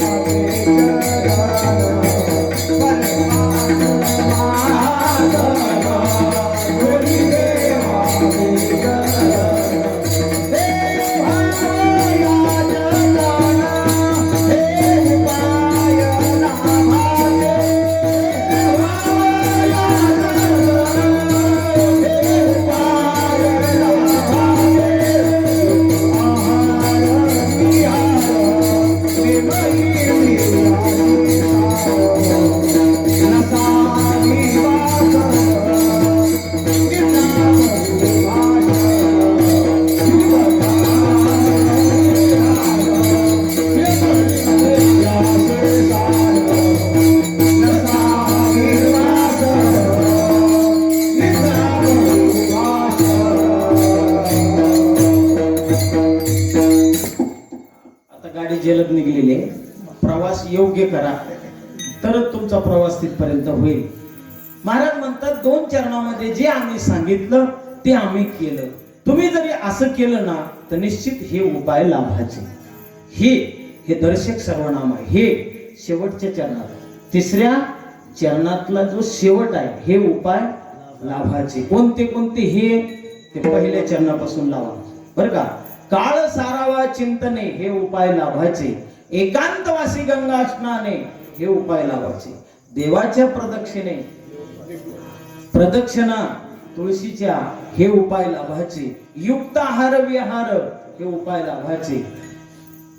नसावे वासर हे उपाय लाभाचे. निद्रा बहु भाषण हे उपाय लाभाचे. हे सगळे उपाय तुम्ही जर डॉक्टरकडे गेला तुम्हाला उपाय सांगितला जातो. काय सांगितले जातात बळीराम महाराज? 5 गोळ्या 6 गोळ्या, 1 औषधाची बॉटल. ते सांगतात हे 3 दिवस घ्या, पुन्हा माझ्याकडे 500 रुपयाची नोट घेऊन. हे उपाय तोट्याचे. हे उपाय कशाचे? तोट्याचे आहेत. हे उपायच आहे. हा उपाय आपल्या सामान्य लौकिक जीवनातला आजार घालवण्यासाठी जर उपाय लागतो, परमार्थ करण्यासाठी उपाय नसेल का महाराज? उपाय लागतो. एक लक्षात ठेवा, साधना करायची जर असेल जसं जीवाला एखादा आजार झाला की तो आजार स्वतःला घालवता येत नाही, तो कोणाकडे जावं लागतं? डॉक्टरकडे जावं लागतं. तसा मृत्यूरूपी जो आजार आहे आणि जन्मरूपी जो आजार आहे आणि याच्यामध्ये जो अडकलेला आहे त्याला दुःख आणि सुखाची सांगड घालून जीवन जगत असतो. आणि या जीवनामध्ये तो एखाद्या वेळेला कंटाळला तर कधी कधी फाशी घेतो, कधी कधी विहिरीमध्ये उडी टाकतो. अज्ञान रूपी अंधारामध्ये पडलेल्या जीवाला बाहेर काढण्याचं काम महाराज संत करतात. हे उपाय लाभाचे. लाभ प्रत्येकाला पाहिजे, फक्त उपाय नको. प्रत्येक जण म्हणतो महाराज लाभ सांगा, 2 तास येऊन बसलो इथं लाभ सांगा आम्हाला. प्रत्येकाची अपेक्षा आहे आम्हाला काय मिळेल, मिळणार. एक लक्षात ठेवा, कलियुगामध्ये सगळ्यात मोठी काय साधना असेल, तुम्ही 2 तास या ठिकाणी बसलात ना, यातला एक क्षण सुद्धा तुमचा वायाला जात नाही. विठाला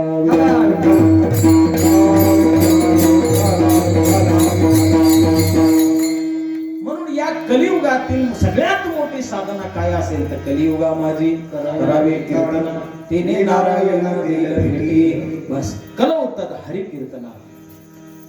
कलियुगातलं सगळ्यात मोठं साधना ही आहे. म्हणून सावता बाबा असतील, तुकोबारा असतील, यांनी एकच केलं. तेच सांगतात की बाबा हे उपाय लाभायचे आहे. या उपायाने तुम्ही जर सफल झालात तर निश्चित तुमचं जीवन कृत्य झाल्याशिवाय राहणार नाही आणि तुम्हाला खरं धन प्राप्त झाल्याशिवाय राहणार नाही. तुकोबाराय म्हणतात आम्हाला ते धन प्राप्त झालं. परमार्थ महाधन. ते धन काय करत असतं? ते धन एकच करतं, देवाचे चरण आपल्याला जोडून देतं. असं जे धन आहे हे लाभाचं धन आहे.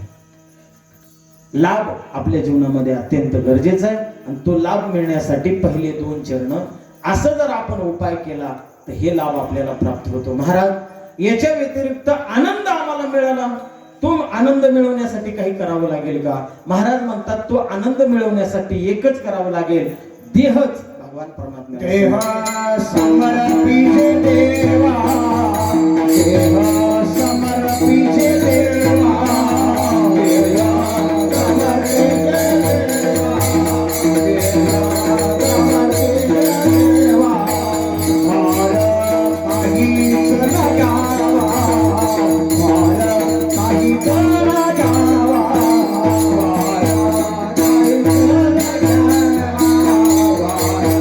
काहीच न जावा. होईल आदरवा, होईल आदरवा, होईल आदरवा,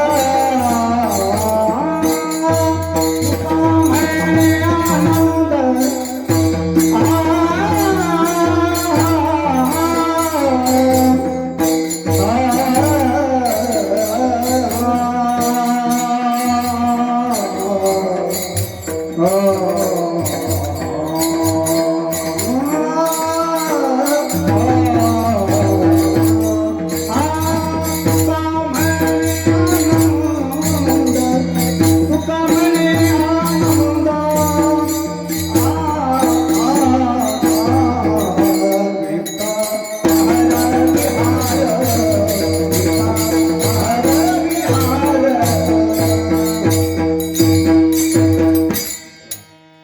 शेवटच्या चरणापर्यंत आपला प्रवास झाला नाही केला बरं का.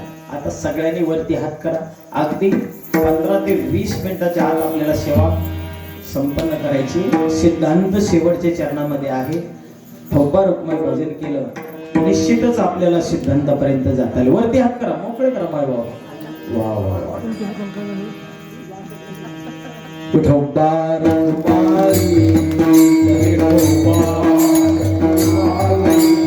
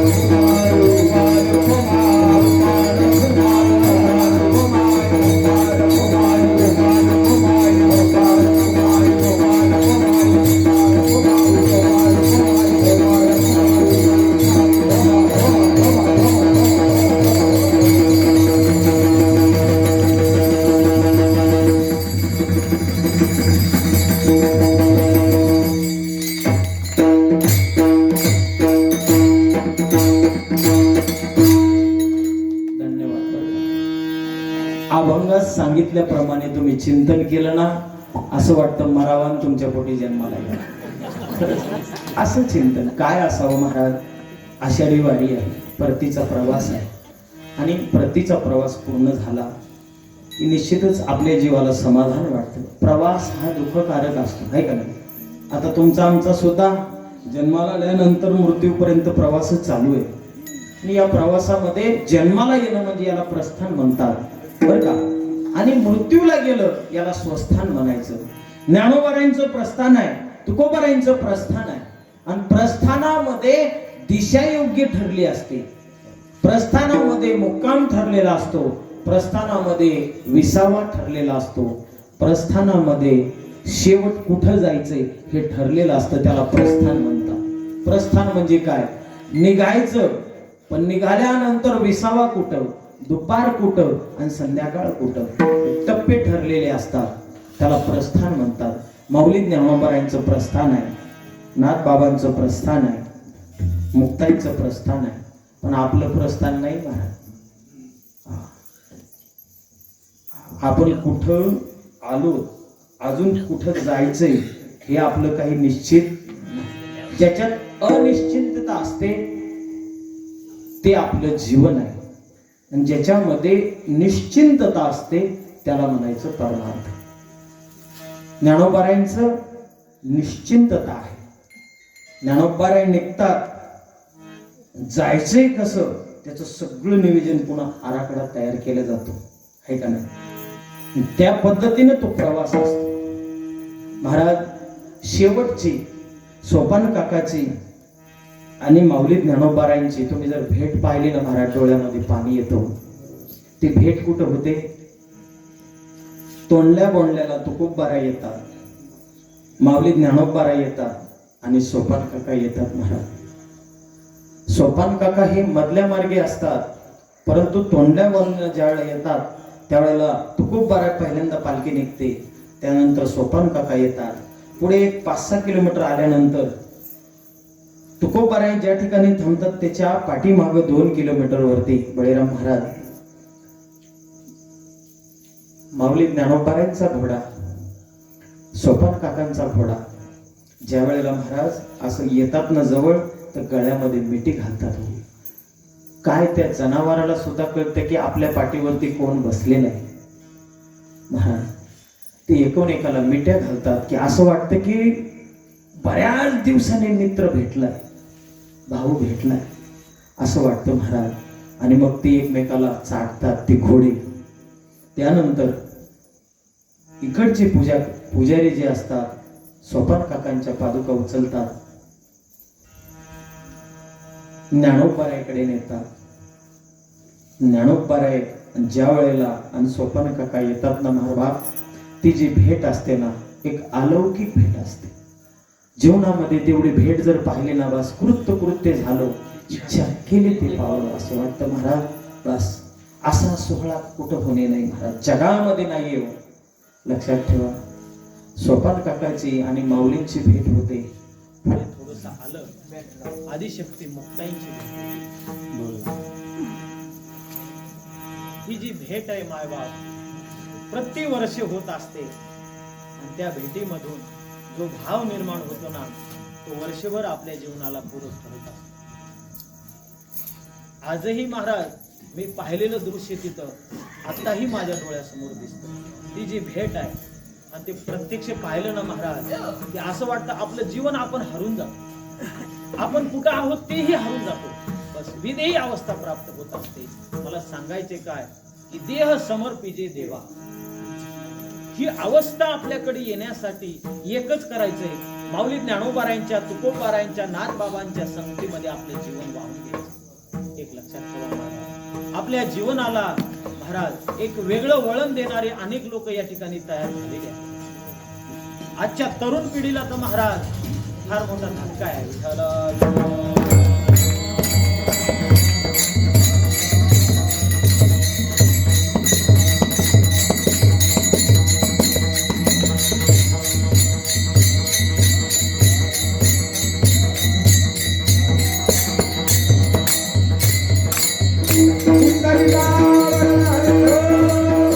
Hare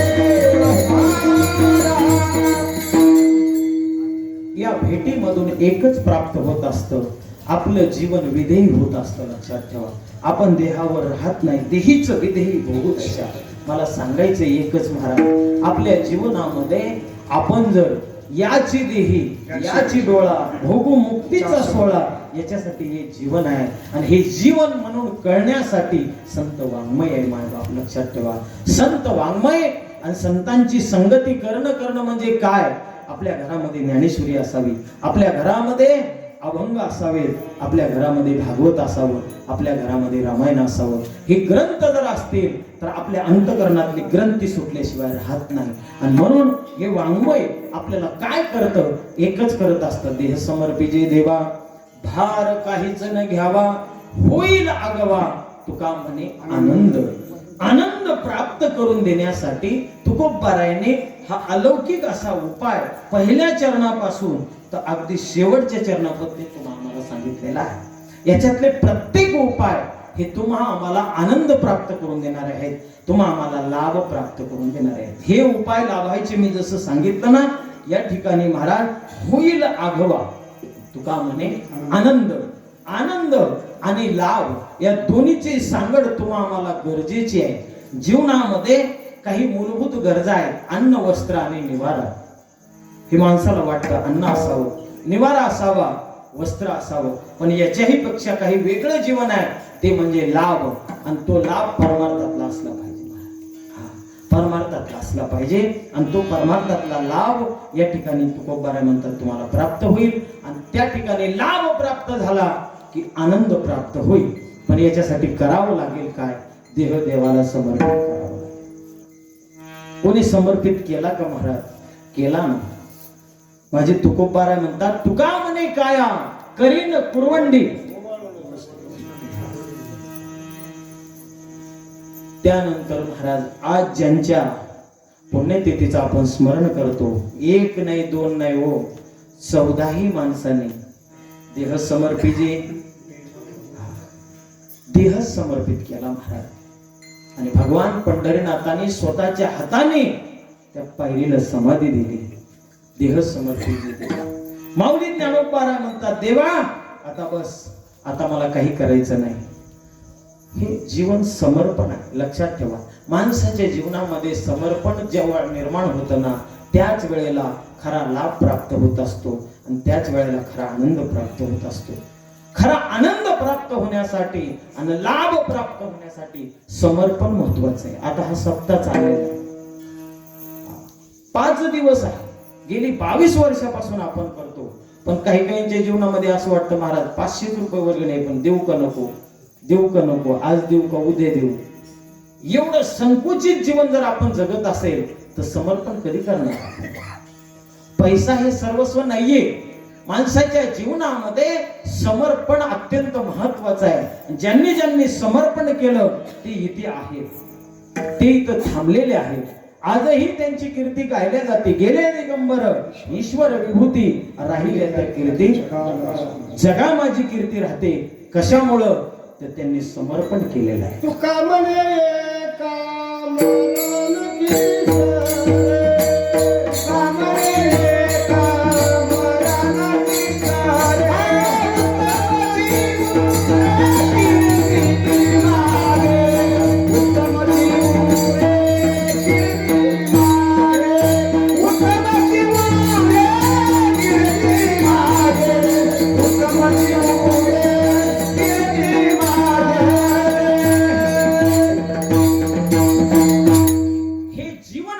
प्राप्त होण्यासाठी एकच उत्तमची कीर्ती उरे, उत्तमची उरे कीर्ती मागे. हे होण्यासाठी फक्त देह समर्पिजे देवा, देह समर्पण केल्याशिवाय हे प्राप्त होऊ शकत नाही.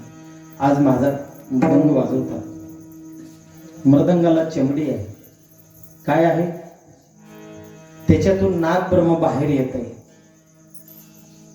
त्यात एक पहिला जीव होता, त्यांनी समर्पण केलंय. काय केलंय? त्या जीवाने समर्पण केलंय, तेव्हा कुठं त्याच्यातून नाद बाहेर निघतो. तसं माणसाच्या जीवनामधून नाद बाहेर निघत असतो महाराज. आजही तुकोबारायांच्या अभंग रूपी भ्रमरातून नाद बाहेर निघतोय महाराज. सुगंध बाहेर पडतोय आणि तो आपण सेवन करतोय महाराज. ज्ञानोबारांची एक एक ओवी म्हणजे काय आहे? मोगऱ्याचं फूल आहे, त्यातून सुगंध बाहेर पडतो. का? यांनी समर्पण केले. समर्पण हे अत्यंत महत्वाचं आहे. आणि समर्पण जीवन ज्याला जमलं ना महाराज, त्याच्या जीवनामध्ये कृत्यता प्राप्त होत असते. तुकोबाराय म्हणतात, देह समर्पिजे देवा. हे जीवन आपल्याला प्राप्त होण्यासाठी छोटस एक उदाहरण सांगतो. गोकुळामधून भगवान परमात्म्याला मथुरेहून निरोप आला. अक्रूर त्याला न्यायला आला. अक्रूराचा रथ आहे, नंदराजाच्या दरबाराच्या बाहेर उभा आहे. अक्रूर खाली उतरला, घोड्याला सोडलेल्या बाजूला थांबवलं. बऱ्याचशा गवळणी धावत आल्या. आज कुठून रथ आला, आज कुठून रथ आला? म्हणले मथुरेहून रथ आला, आपल्या कृष्णाला न्यायला. नंदराजाकडे निरोप गेला. मामाने बोलवलं. कोणी? भगवान श्रीकृष्णाचा मामा म्हणजे आपल्याकडे निरोप आला. नंदराजाने सांगितलं काही हरकत नाही, म्हणले घेऊन जा. एकट्याला नको, बलरामला पण घेऊन जा.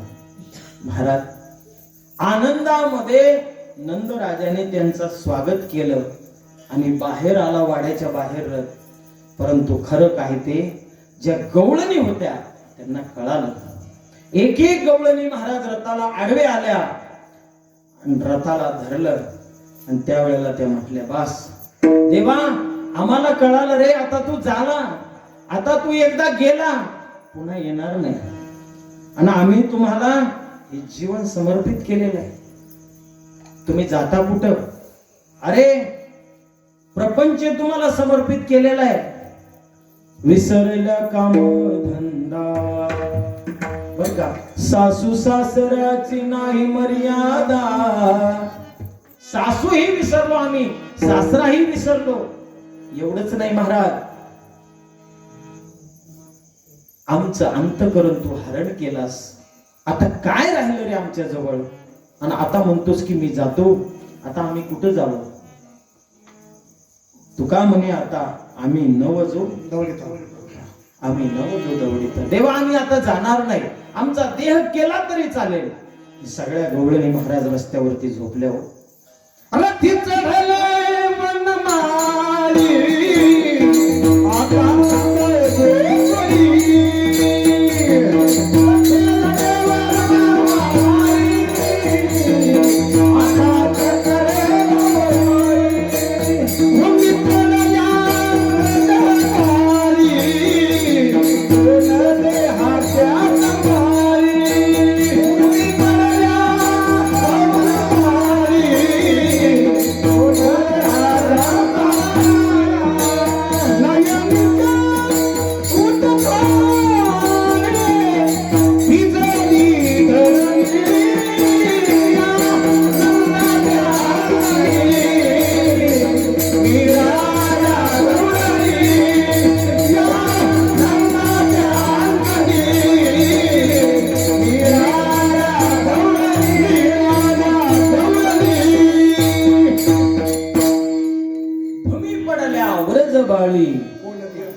कोण त्या सांभाळे.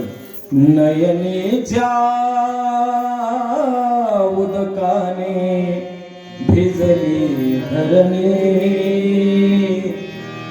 महाराज एवढ्या रडायला लागल्या. याला समर्पण म्हणतात. हो, देह ठेवला तरी चालेल, या ठिकाणी देह तुमच्या चरणावर समर्पित केला तरी चालेल. आम्ही आता घरी जाणार नाही. का? आमच्या घरी कोण आहे रे? तुका म्हणे हरी माझी कोणी नाही घरी, नका कोरी माझ पाया वेगळे. याला म्हणतात समर्पण. समर्पण याला म्हणतात. आणि एकदा समर्पण झालं ना, सगळ्या गोष्टी प्राप्त होतात. लक्षात ठेवा. महाराज गवळणीने समर्पण केलं, त्यावेळेला भगवान परमात्म्याला रथावरून खाली उतरावं लागलं. भगवान परमात्म्याने गवळणीच्या हाताला धरलं आणि प्रत्येकीला सांगू लागले, तुमच्यासाठी मी परत इथे येईल, जाणार परंतु तुमच्यासाठी परत येईल. मला बरीचशी काही क्रीडा करायची. आणि वृंदावनामध्ये भगवान परमात्म्याने मधुबनामध्ये त्यांच्या बरोबर रासलीला केली. सांगायचे काय महाराज, एकदा समर्पण भाव झाला ना महाराज, देव त्यांचा सांभाळ केल्याशिवाय अनेकांचा सांभाळ केला, समर्पण पाहिलं. स्वतःचा बाप हिरण्यकश्यपू एक नाही, दोन नाही, हजारो प्रयत्न केले आपल्या मुलाला मारण्याचा. मुलगा एकच करत होता, समर्पण. देवाला समर्पण केलं त्याने.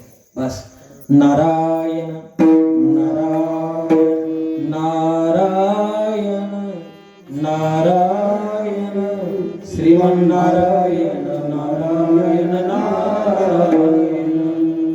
महाराज तापलेल्या कढईमध्ये टाकलं, परंतु काय झालं माहितीये का? जसा चंदनाचा एक थेंब तापलेल्या कढईत पडला तर काय होतं? तापली चंदन निववितो कुडी. बरं का? एक चंदनाचा बुंद जरी टाकला, कितीही मोठं तेल असू दे, ते शीतल झाल्याशिवाय राहत नाही. तसं भक्त प्रल्हादाला टाकल्याबरोबर जसं काही चंदन हातामध्ये पडला, सगळं तेल शांत झालं. पुढे मधोमध हत्ती आणला, हत्तीच्या पायाखाली सोडलं, परंतु हत्ती सुद्धा चाटायला लागला. एका कडेवरती नेलं, कडेवरून ढकलून देण्याचा प्रयत्न केला, तरी सुद्धा भगवान परमात्म्याने सांभाळ केला. मागे पुढे उभा साहे सांभाळित आलिया आघात निवाराया. एक लक्षात ठेवा, हा जो निसर्ग आहे, निसर्गाशी सुद्धा भगवान परमात्म्याचं सानिध्य आहे. पृथ्वी, आप, तेज आणि वायू आणि आकाश याच्या बरोबर भगवान परमात्मा राहत असतो. महाराज आजही तुम्ही जर पंढरपूरला गेलात, आळंदीला गेलात, मागच्या महिन्यामध्ये बरं का बळीराम महाराज, अहो इंद्रायणीमध्ये पाय ठेवा असं वाटत नव्हतं बरं का बापू. तुम्ही आम्ही इतकी म्हणजे प्रदूषण युक्त केली होती गंगा, पण निसर्गाला दया आली महाराज. माणसंही कमी पडतात. आज जर तुम्ही इंद्रायणी पाहिली ना, अगदी स्वच्छ वाहते. निसर्गामध्ये ताकद आहे. निसर्ग हा परमात्म्याच्या ताब्यामध्ये आहे महाराज. काय? परमात्म्याच्या ताब्यामध्ये. परमात्मा जो म्हणेल त्या पद्धतीने वागत असतो. म्हणून निसर्गही संतुष्ट व्हावा. आज गेली 10-12 वर्षापासून महाराज, या वर्षी बऱ्याच वेळेला मी बापूकडे आलो, कधी पेरणी झालेली पाहिली नाही या दिवसात. पण आज आपलं भाग्य आहे, निसर्ग संतुष्ट आहे आणि सगळीकडे समाधानकारक वातावरण आहे. निसर्गाशी आपण संलग्न होणं. माझे तुकोबाराय निसर्गाशी संलग्न होतो, निसर्गाबरोबर बोलत होते. वृक्षवल्ली आम्हा सोयरी वनचरे, वृक्षवल्ली आम्हा सोयरी वनचरे. निसर्गाशी बोलत होते. आम्हाला आपल्या घरामध्ये बायको बरोबर आपण महिनाभर बोलत नाही महाराज, भाऊ भावाला बोलत नाही बरं का. हा, थोडासा बाण जरी इकडे झाला ना, बाण जरी थोडासा असा वाकडा झाला तर 10-10 वर्षे न बोलणारे मी भाऊ पाहिले. काय महाराज, फुटल 2 फुटासाठी आपण महाराज आयुष्यभर बोलत नाही, मेल्यानंतर आपण रडत बसतो. हे आपलं नातं आहे. पण माझे तुकोबाराय निसर्गाशी बोलतात, माझे तुकोबाराय पशु पक्ष्याबरोबर बोलतात. ही भाषा येण्यासाठी ज्ञानोबाराय पहिलं तो गे काऊन कोकत आहे, शकून गे माये सांगत आहे. एवढं प्रेम निर्माण होण्यासाठी भक्ती आहे. हो, लक्षात ठेवा. घरातल्या राहणाऱ्या कुटुंबाबरोबर त्या कुटुंबामध्ये वात्सल्य भाव निर्माण होण्यासाठी भक्ती आहे. भक्ती म्हणजे काय महाराज? भक्ती म्हणजे प्रत्येक घरामध्ये आपला जो प्रपंच आहे, धन्य पुण्य रूप कैसा झाला संसार, देव आणि भक्त तुझा नाही विचार. आपला संसार सफल करण्यासाठी परमार्थाई मार्ग. लक्षात ठेवा, साधू संतांनी प्रतिज्ञा केली की मी सगळ्यांचा संसार सफल करेन. ही ताकद त्याच्यामध्ये आहे. परमार्थामध्ये कधीही द्वेष नसतो, परमार्थामध्ये कधी भेद नसतो, परमार्थामध्ये कधी द्वैत नसतं, परमार्थामध्ये कधी विकार नसतात. याला परमार्थ म्हणतात. लक्षात ठेवा. आणि अशी अविकार दृष्टी, सम दृष्टी निर्माण होण्यासाठी परमार्थ आहे. आणि तो परमार्थ निर्माण होण्यासाठी साधू संतांचं वाङ्मय, आपल्या ठिकाणी असलेले द्वेष, मत्सर, शेड, विकार बाजूला जर टाकले ना महाराज, तर निश्चितच राजकारण थांबल्याशिवाय राहत नाही, घरातले भेदभाव थांबल्याशिवाय राहत नाही. आज मुलगा आई बापाकडे पाहत नाही आणि आईबाप मुलाकडे पाहत नाहीत. आज बऱ्याच घरामध्ये विभक्त दिसतात महाराज. वयोवृद्ध झालेले आई वडील, महाराज आम्ही आळंदीला येतो, कोणीतरी सांभाळल का, अशी परिस्थिती महाराज शहरामध्ये आहे. वाईट परिस्थिती. पंढरपूर सारख्या क्षेत्रामध्ये मातोश्री वृद्धाश्रम निर्माण व्हावा हे आपलं दुर्दैव आहे. सांगू काय याच्याही पुढं आपल्या भारतामध्ये 1186 वृद्धाश्रम आहे. किती? हे दुर्दैव आहे महाराज. आपल्या भारतात सारखं वृद्धाश्रम कुठंच नाहीये. आणि याच्यामध्ये एकाही मुस्लिम समाजाची आई कधीही वृद्धाश्रमामध्ये पाहायला मिळत नाही. बघा तुम्ही जाऊ, मुस्लिम समाजाची एकही म्हातारी वृद्धाश्रमात नाही. कोणाची? आपले महाराज असेल. महाराज असून सुद्धा दुर्दैव आहे महाराज. हे महाराष्ट्राचं, आपल्या भारत देशाचं. जेव्हा महाराज ही वृत्ती आपल्या ठिकाणी निर्माण होते ना, त्याच ठिकाणी आपण आपलं पतन निश्चित ठरलेलं आहे, लक्षात ठेवा. आणि ज्या वेळेला पतन होतं ना, त्यावेळेला दुःखाच्या खाणीमध्ये पडावं लागतं. म्हणून नीतिमत्ता सांगणारा, उपाय सांगणारा, तुम्हा आम्हाला योग्य दिशा देणारे संत आहेत. संत वाङ्मय म्हणजे एक खेळ नाहीये, लक्षात ठेवा. संत वाङ्मय म्हणजे वाचायचं आणि ठेवून द्यायचं याच्यासाठी नाहीये, जीवनामध्ये उतरवण्यासाठी आहे. आमचे मामासाहेब दांडेकर सांगायचे, संपूर्ण जीवन ज्ञानेश्वरीमय झालं पाहिजे, तरच खरंच कृत्यकृत्य झालो. लक्षात ठेवा महाराज. अभंग एका चरणापुरतं जरी आपण महाराज नीट वागलो ना, तरी सुद्धा आपण धन्य हो. एक चरण, तुकोबरायांचं एक चरण घ्या, याप्रमाणे मला वागायचंय, निश्चित आपण महाराज कृत्यकृत्य झाल्याशिवाय राहत नाही. म्हणून एक एक अभंग म्हणजे उपाय आहे. आणि ते उपाय लाभाचे आहेत, ते उपाय आनंदाचे आहेत. आनंद प्राप्त होण्यासाठी, सुख प्राप्त होण्यासाठी, लाभ प्राप्त होण्यासाठी आपलं हे जीवन आहे. सावता बाबाचा हा भक्ती महोत्सव, नामदेव महाराजांचा भक्ती महोत्सव कशासाठी करायचा आहे? उत्कर्ष करण्यासाठी. तुमचा आमचा उत्कर्ष व्हावा आणि अधिक अधिक आपल्याकडून भक्ती घडावी, यासाठी भक्तिपंथ बहु सोपा, पुण्य नागवी अपापा, येणे जाणे खेपा, येण्याची एकी घडत. म्हणून अशा संतांचं आपण एकदा नामस्मरण करायचंय. ते माऊली ज्ञानोबारांचं. ज्ञानेश्वर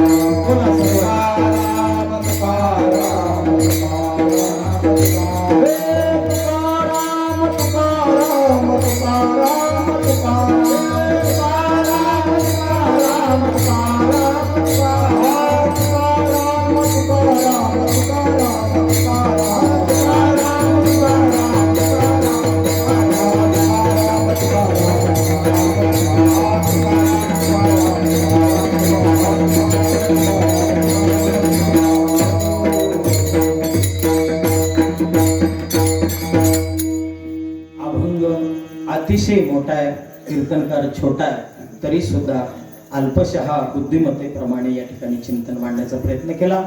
अभंगातील प्रत्येक शब्द जर आपण घरी घेऊन गेलो, महाराजांनी काय सांगितलं त्याच्यापेक्षा अभंगातला एक चरण जरी तुम्ही घरी घेऊन गेलात ना, काळ सारावा चिंतने, एवढा शब्द तुम्ही शेतात राहताना जरी लक्षात ठेवला, तरी सुद्धा तुमची चिंता दूर झाल्याशिवाय राहणार नाही.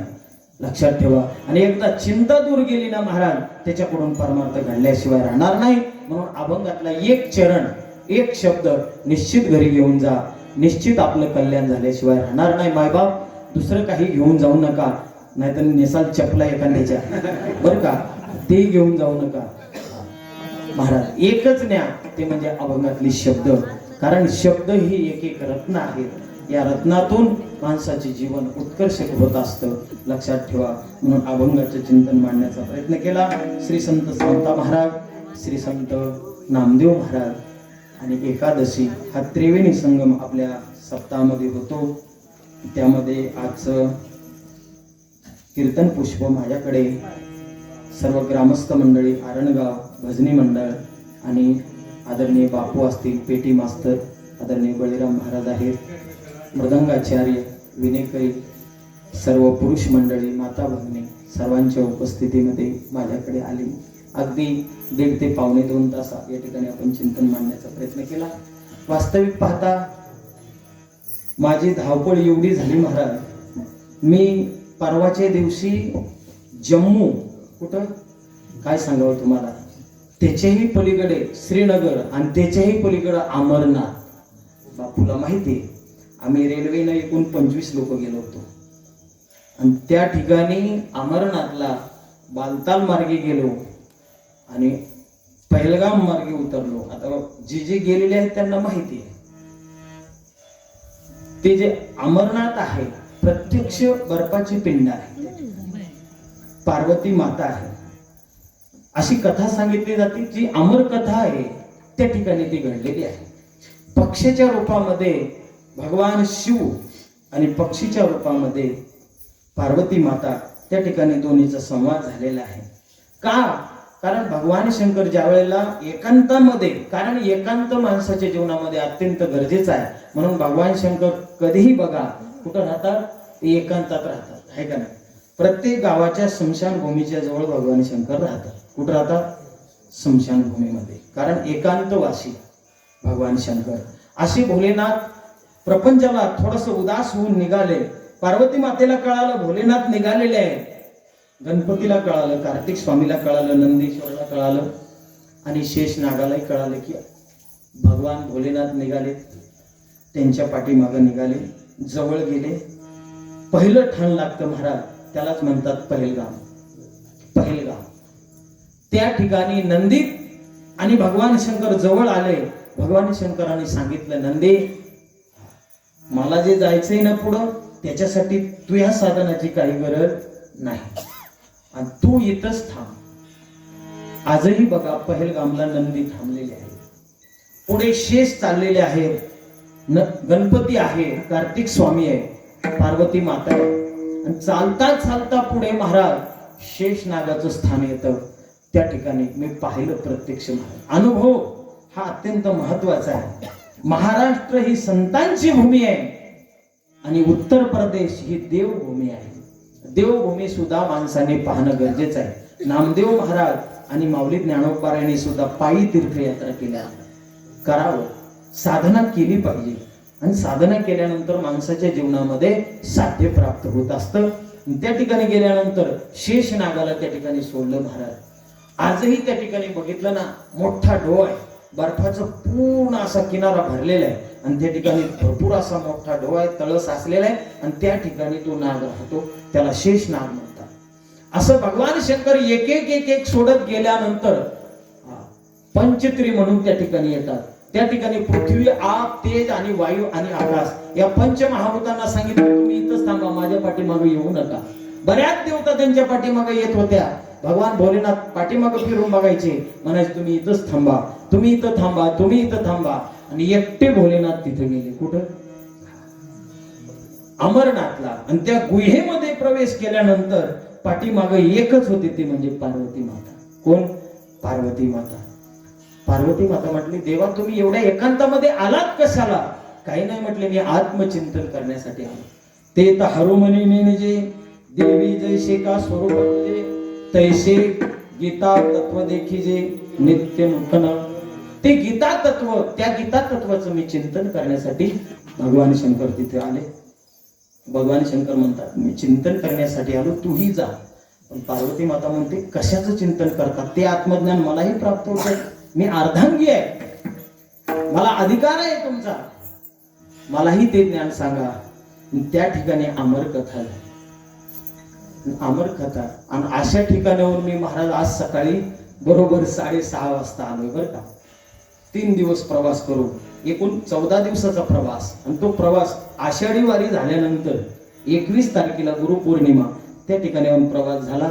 12 ते 13 14 दिवस प्रवास करून पुन्हा इथं, पुन्हा या ठिकाणी कीर्तनाला तब्येत थोडीशी खालावलेली आहे, तरी सुद्धा या ठिकाणी चिंतन मांडण्याचा प्रयत्न केला. कारण माणसाच्या जीवनामध्ये समर्पण महत्वाचं आहे. एकदा समर्पण केलं की त्याच्या जीवनामध्ये कृतकृत्यता प्राप्त होते. एखादा नेता जरी असला त्याच्या जीवनामध्ये समर्पण हे महत्वाचं आहे. आदरणीय मोदी साहेब असतील, काही आदरणीय महाराज अण्णा हजारे असतील, अशी जी व्यक्ती आहेत त्यांनी देशासाठी समर्पण केले. आजचे जे जवान आहेत सीमेवरती, तुम्ही जर त्या ठिकाणी गेलात जम्मूला, त्यांनी समर्पण केलंय. समर्पण केलंय म्हणून आजही आपण त्यांच्या भरोशावरती जीवन जगतो. समर्पण हे अत्यंत महत्वाचं आहे. देशासाठी असू द्या, देवासाठी असू द्या, अथवा आपल्या कुटुंबासाठी असू द्या, समर्पण महत्वाचं आहे. प्रत्येक मुलाने लक्षात घेतलं पाहिजे, ज्या आई वडिलांनी आपल्याला जन्म दिला त्यांच्यासाठी हा देह समर्पण महत्वाचा आहे. श्रावण बाळाने आपला देह आपल्या आई वडिलांसाठी समर्पण केला. भक्त पुंडलिकाने आपला देह आपल्या आई वडिलांसाठी समर्पण केला. कधीही आपल्या आई वडिलाला आपल्यापासून विभक्त होता कामा नये. महाराज काही झाले तरी चालेल, परंतु आपल्या जीवनामध्ये कोणाचाही तळतळाट लागता कामा नये. एवढं जरी आपण लक्षात ठेवलं तरी आपला परमार्थ झाला असं समजा. म्हणून आपलं छोटं कुटुंब असू द्या, मध्यमवर्गीय असू द्या अथवा श्रीमंत असू द्या, परंतु आपल्या कुटुंबामध्ये राहत असताना एकच लक्षात ठेवा, संतांचा आश्रय करा. संत योग्य दिशा दिल्याशिवाय राहणार नाही. आणि संतांच्या प्रमाणे आपण जीवन जगलो तर कोणाची गरज भासणार नाहीये. कोणाच्या आधारावरती जीवन जगण्यापेक्षा स्वतंत्र जीवन जगण्यासाठी संतांचा आधार घ्या. निश्चित संत तुमच्या हाताला धरतील. बस हाती धरून या, पावलेले घरा बस. आणि त्यांच्या उपकारा काय द्यावे म्हणून अशा संतांनी आपल्यावरती उपकार केलेले आहेत. अशा संतांनी आपल्याला दिशा दिलेली आहे. अशा संतांचे जे वाङ्मय आहे ती खरी आपली संपत्ती आहे. लक्षात ठेवा. पुढती पुढती पुढती या ग्रंथ पुण्य संपत्ती सर्वभूती सर्व सुखी सर्व सुखी सर्वभूती संपूर्ण. ही ग्रंथ संपत्ती सगळ्यात श्रेष्ठ संपत्ती आहे. लक्षात ठेवा. याचा अंगीकार करा. लावणी मृदंग स्मृती ताळ घोष शिव भ्रमरस आवडीने अशा संतांनी आपल्याला जी काही सामग्री दिली ना ती कृतकृत्य होण्यासाठी, समर्पण करण्यासाठी म्हणून झालेली सेवा. सर्व ग्रामस्थ मंडळ, आरणगाव, सप्ताह कमिटीतील सर्व कार्यकर्ते मंडळ यांना धन्यवाद देतो. अत्यंत महत्वाचा उत्सव या ठिकाणी आपला साजरा होतोय.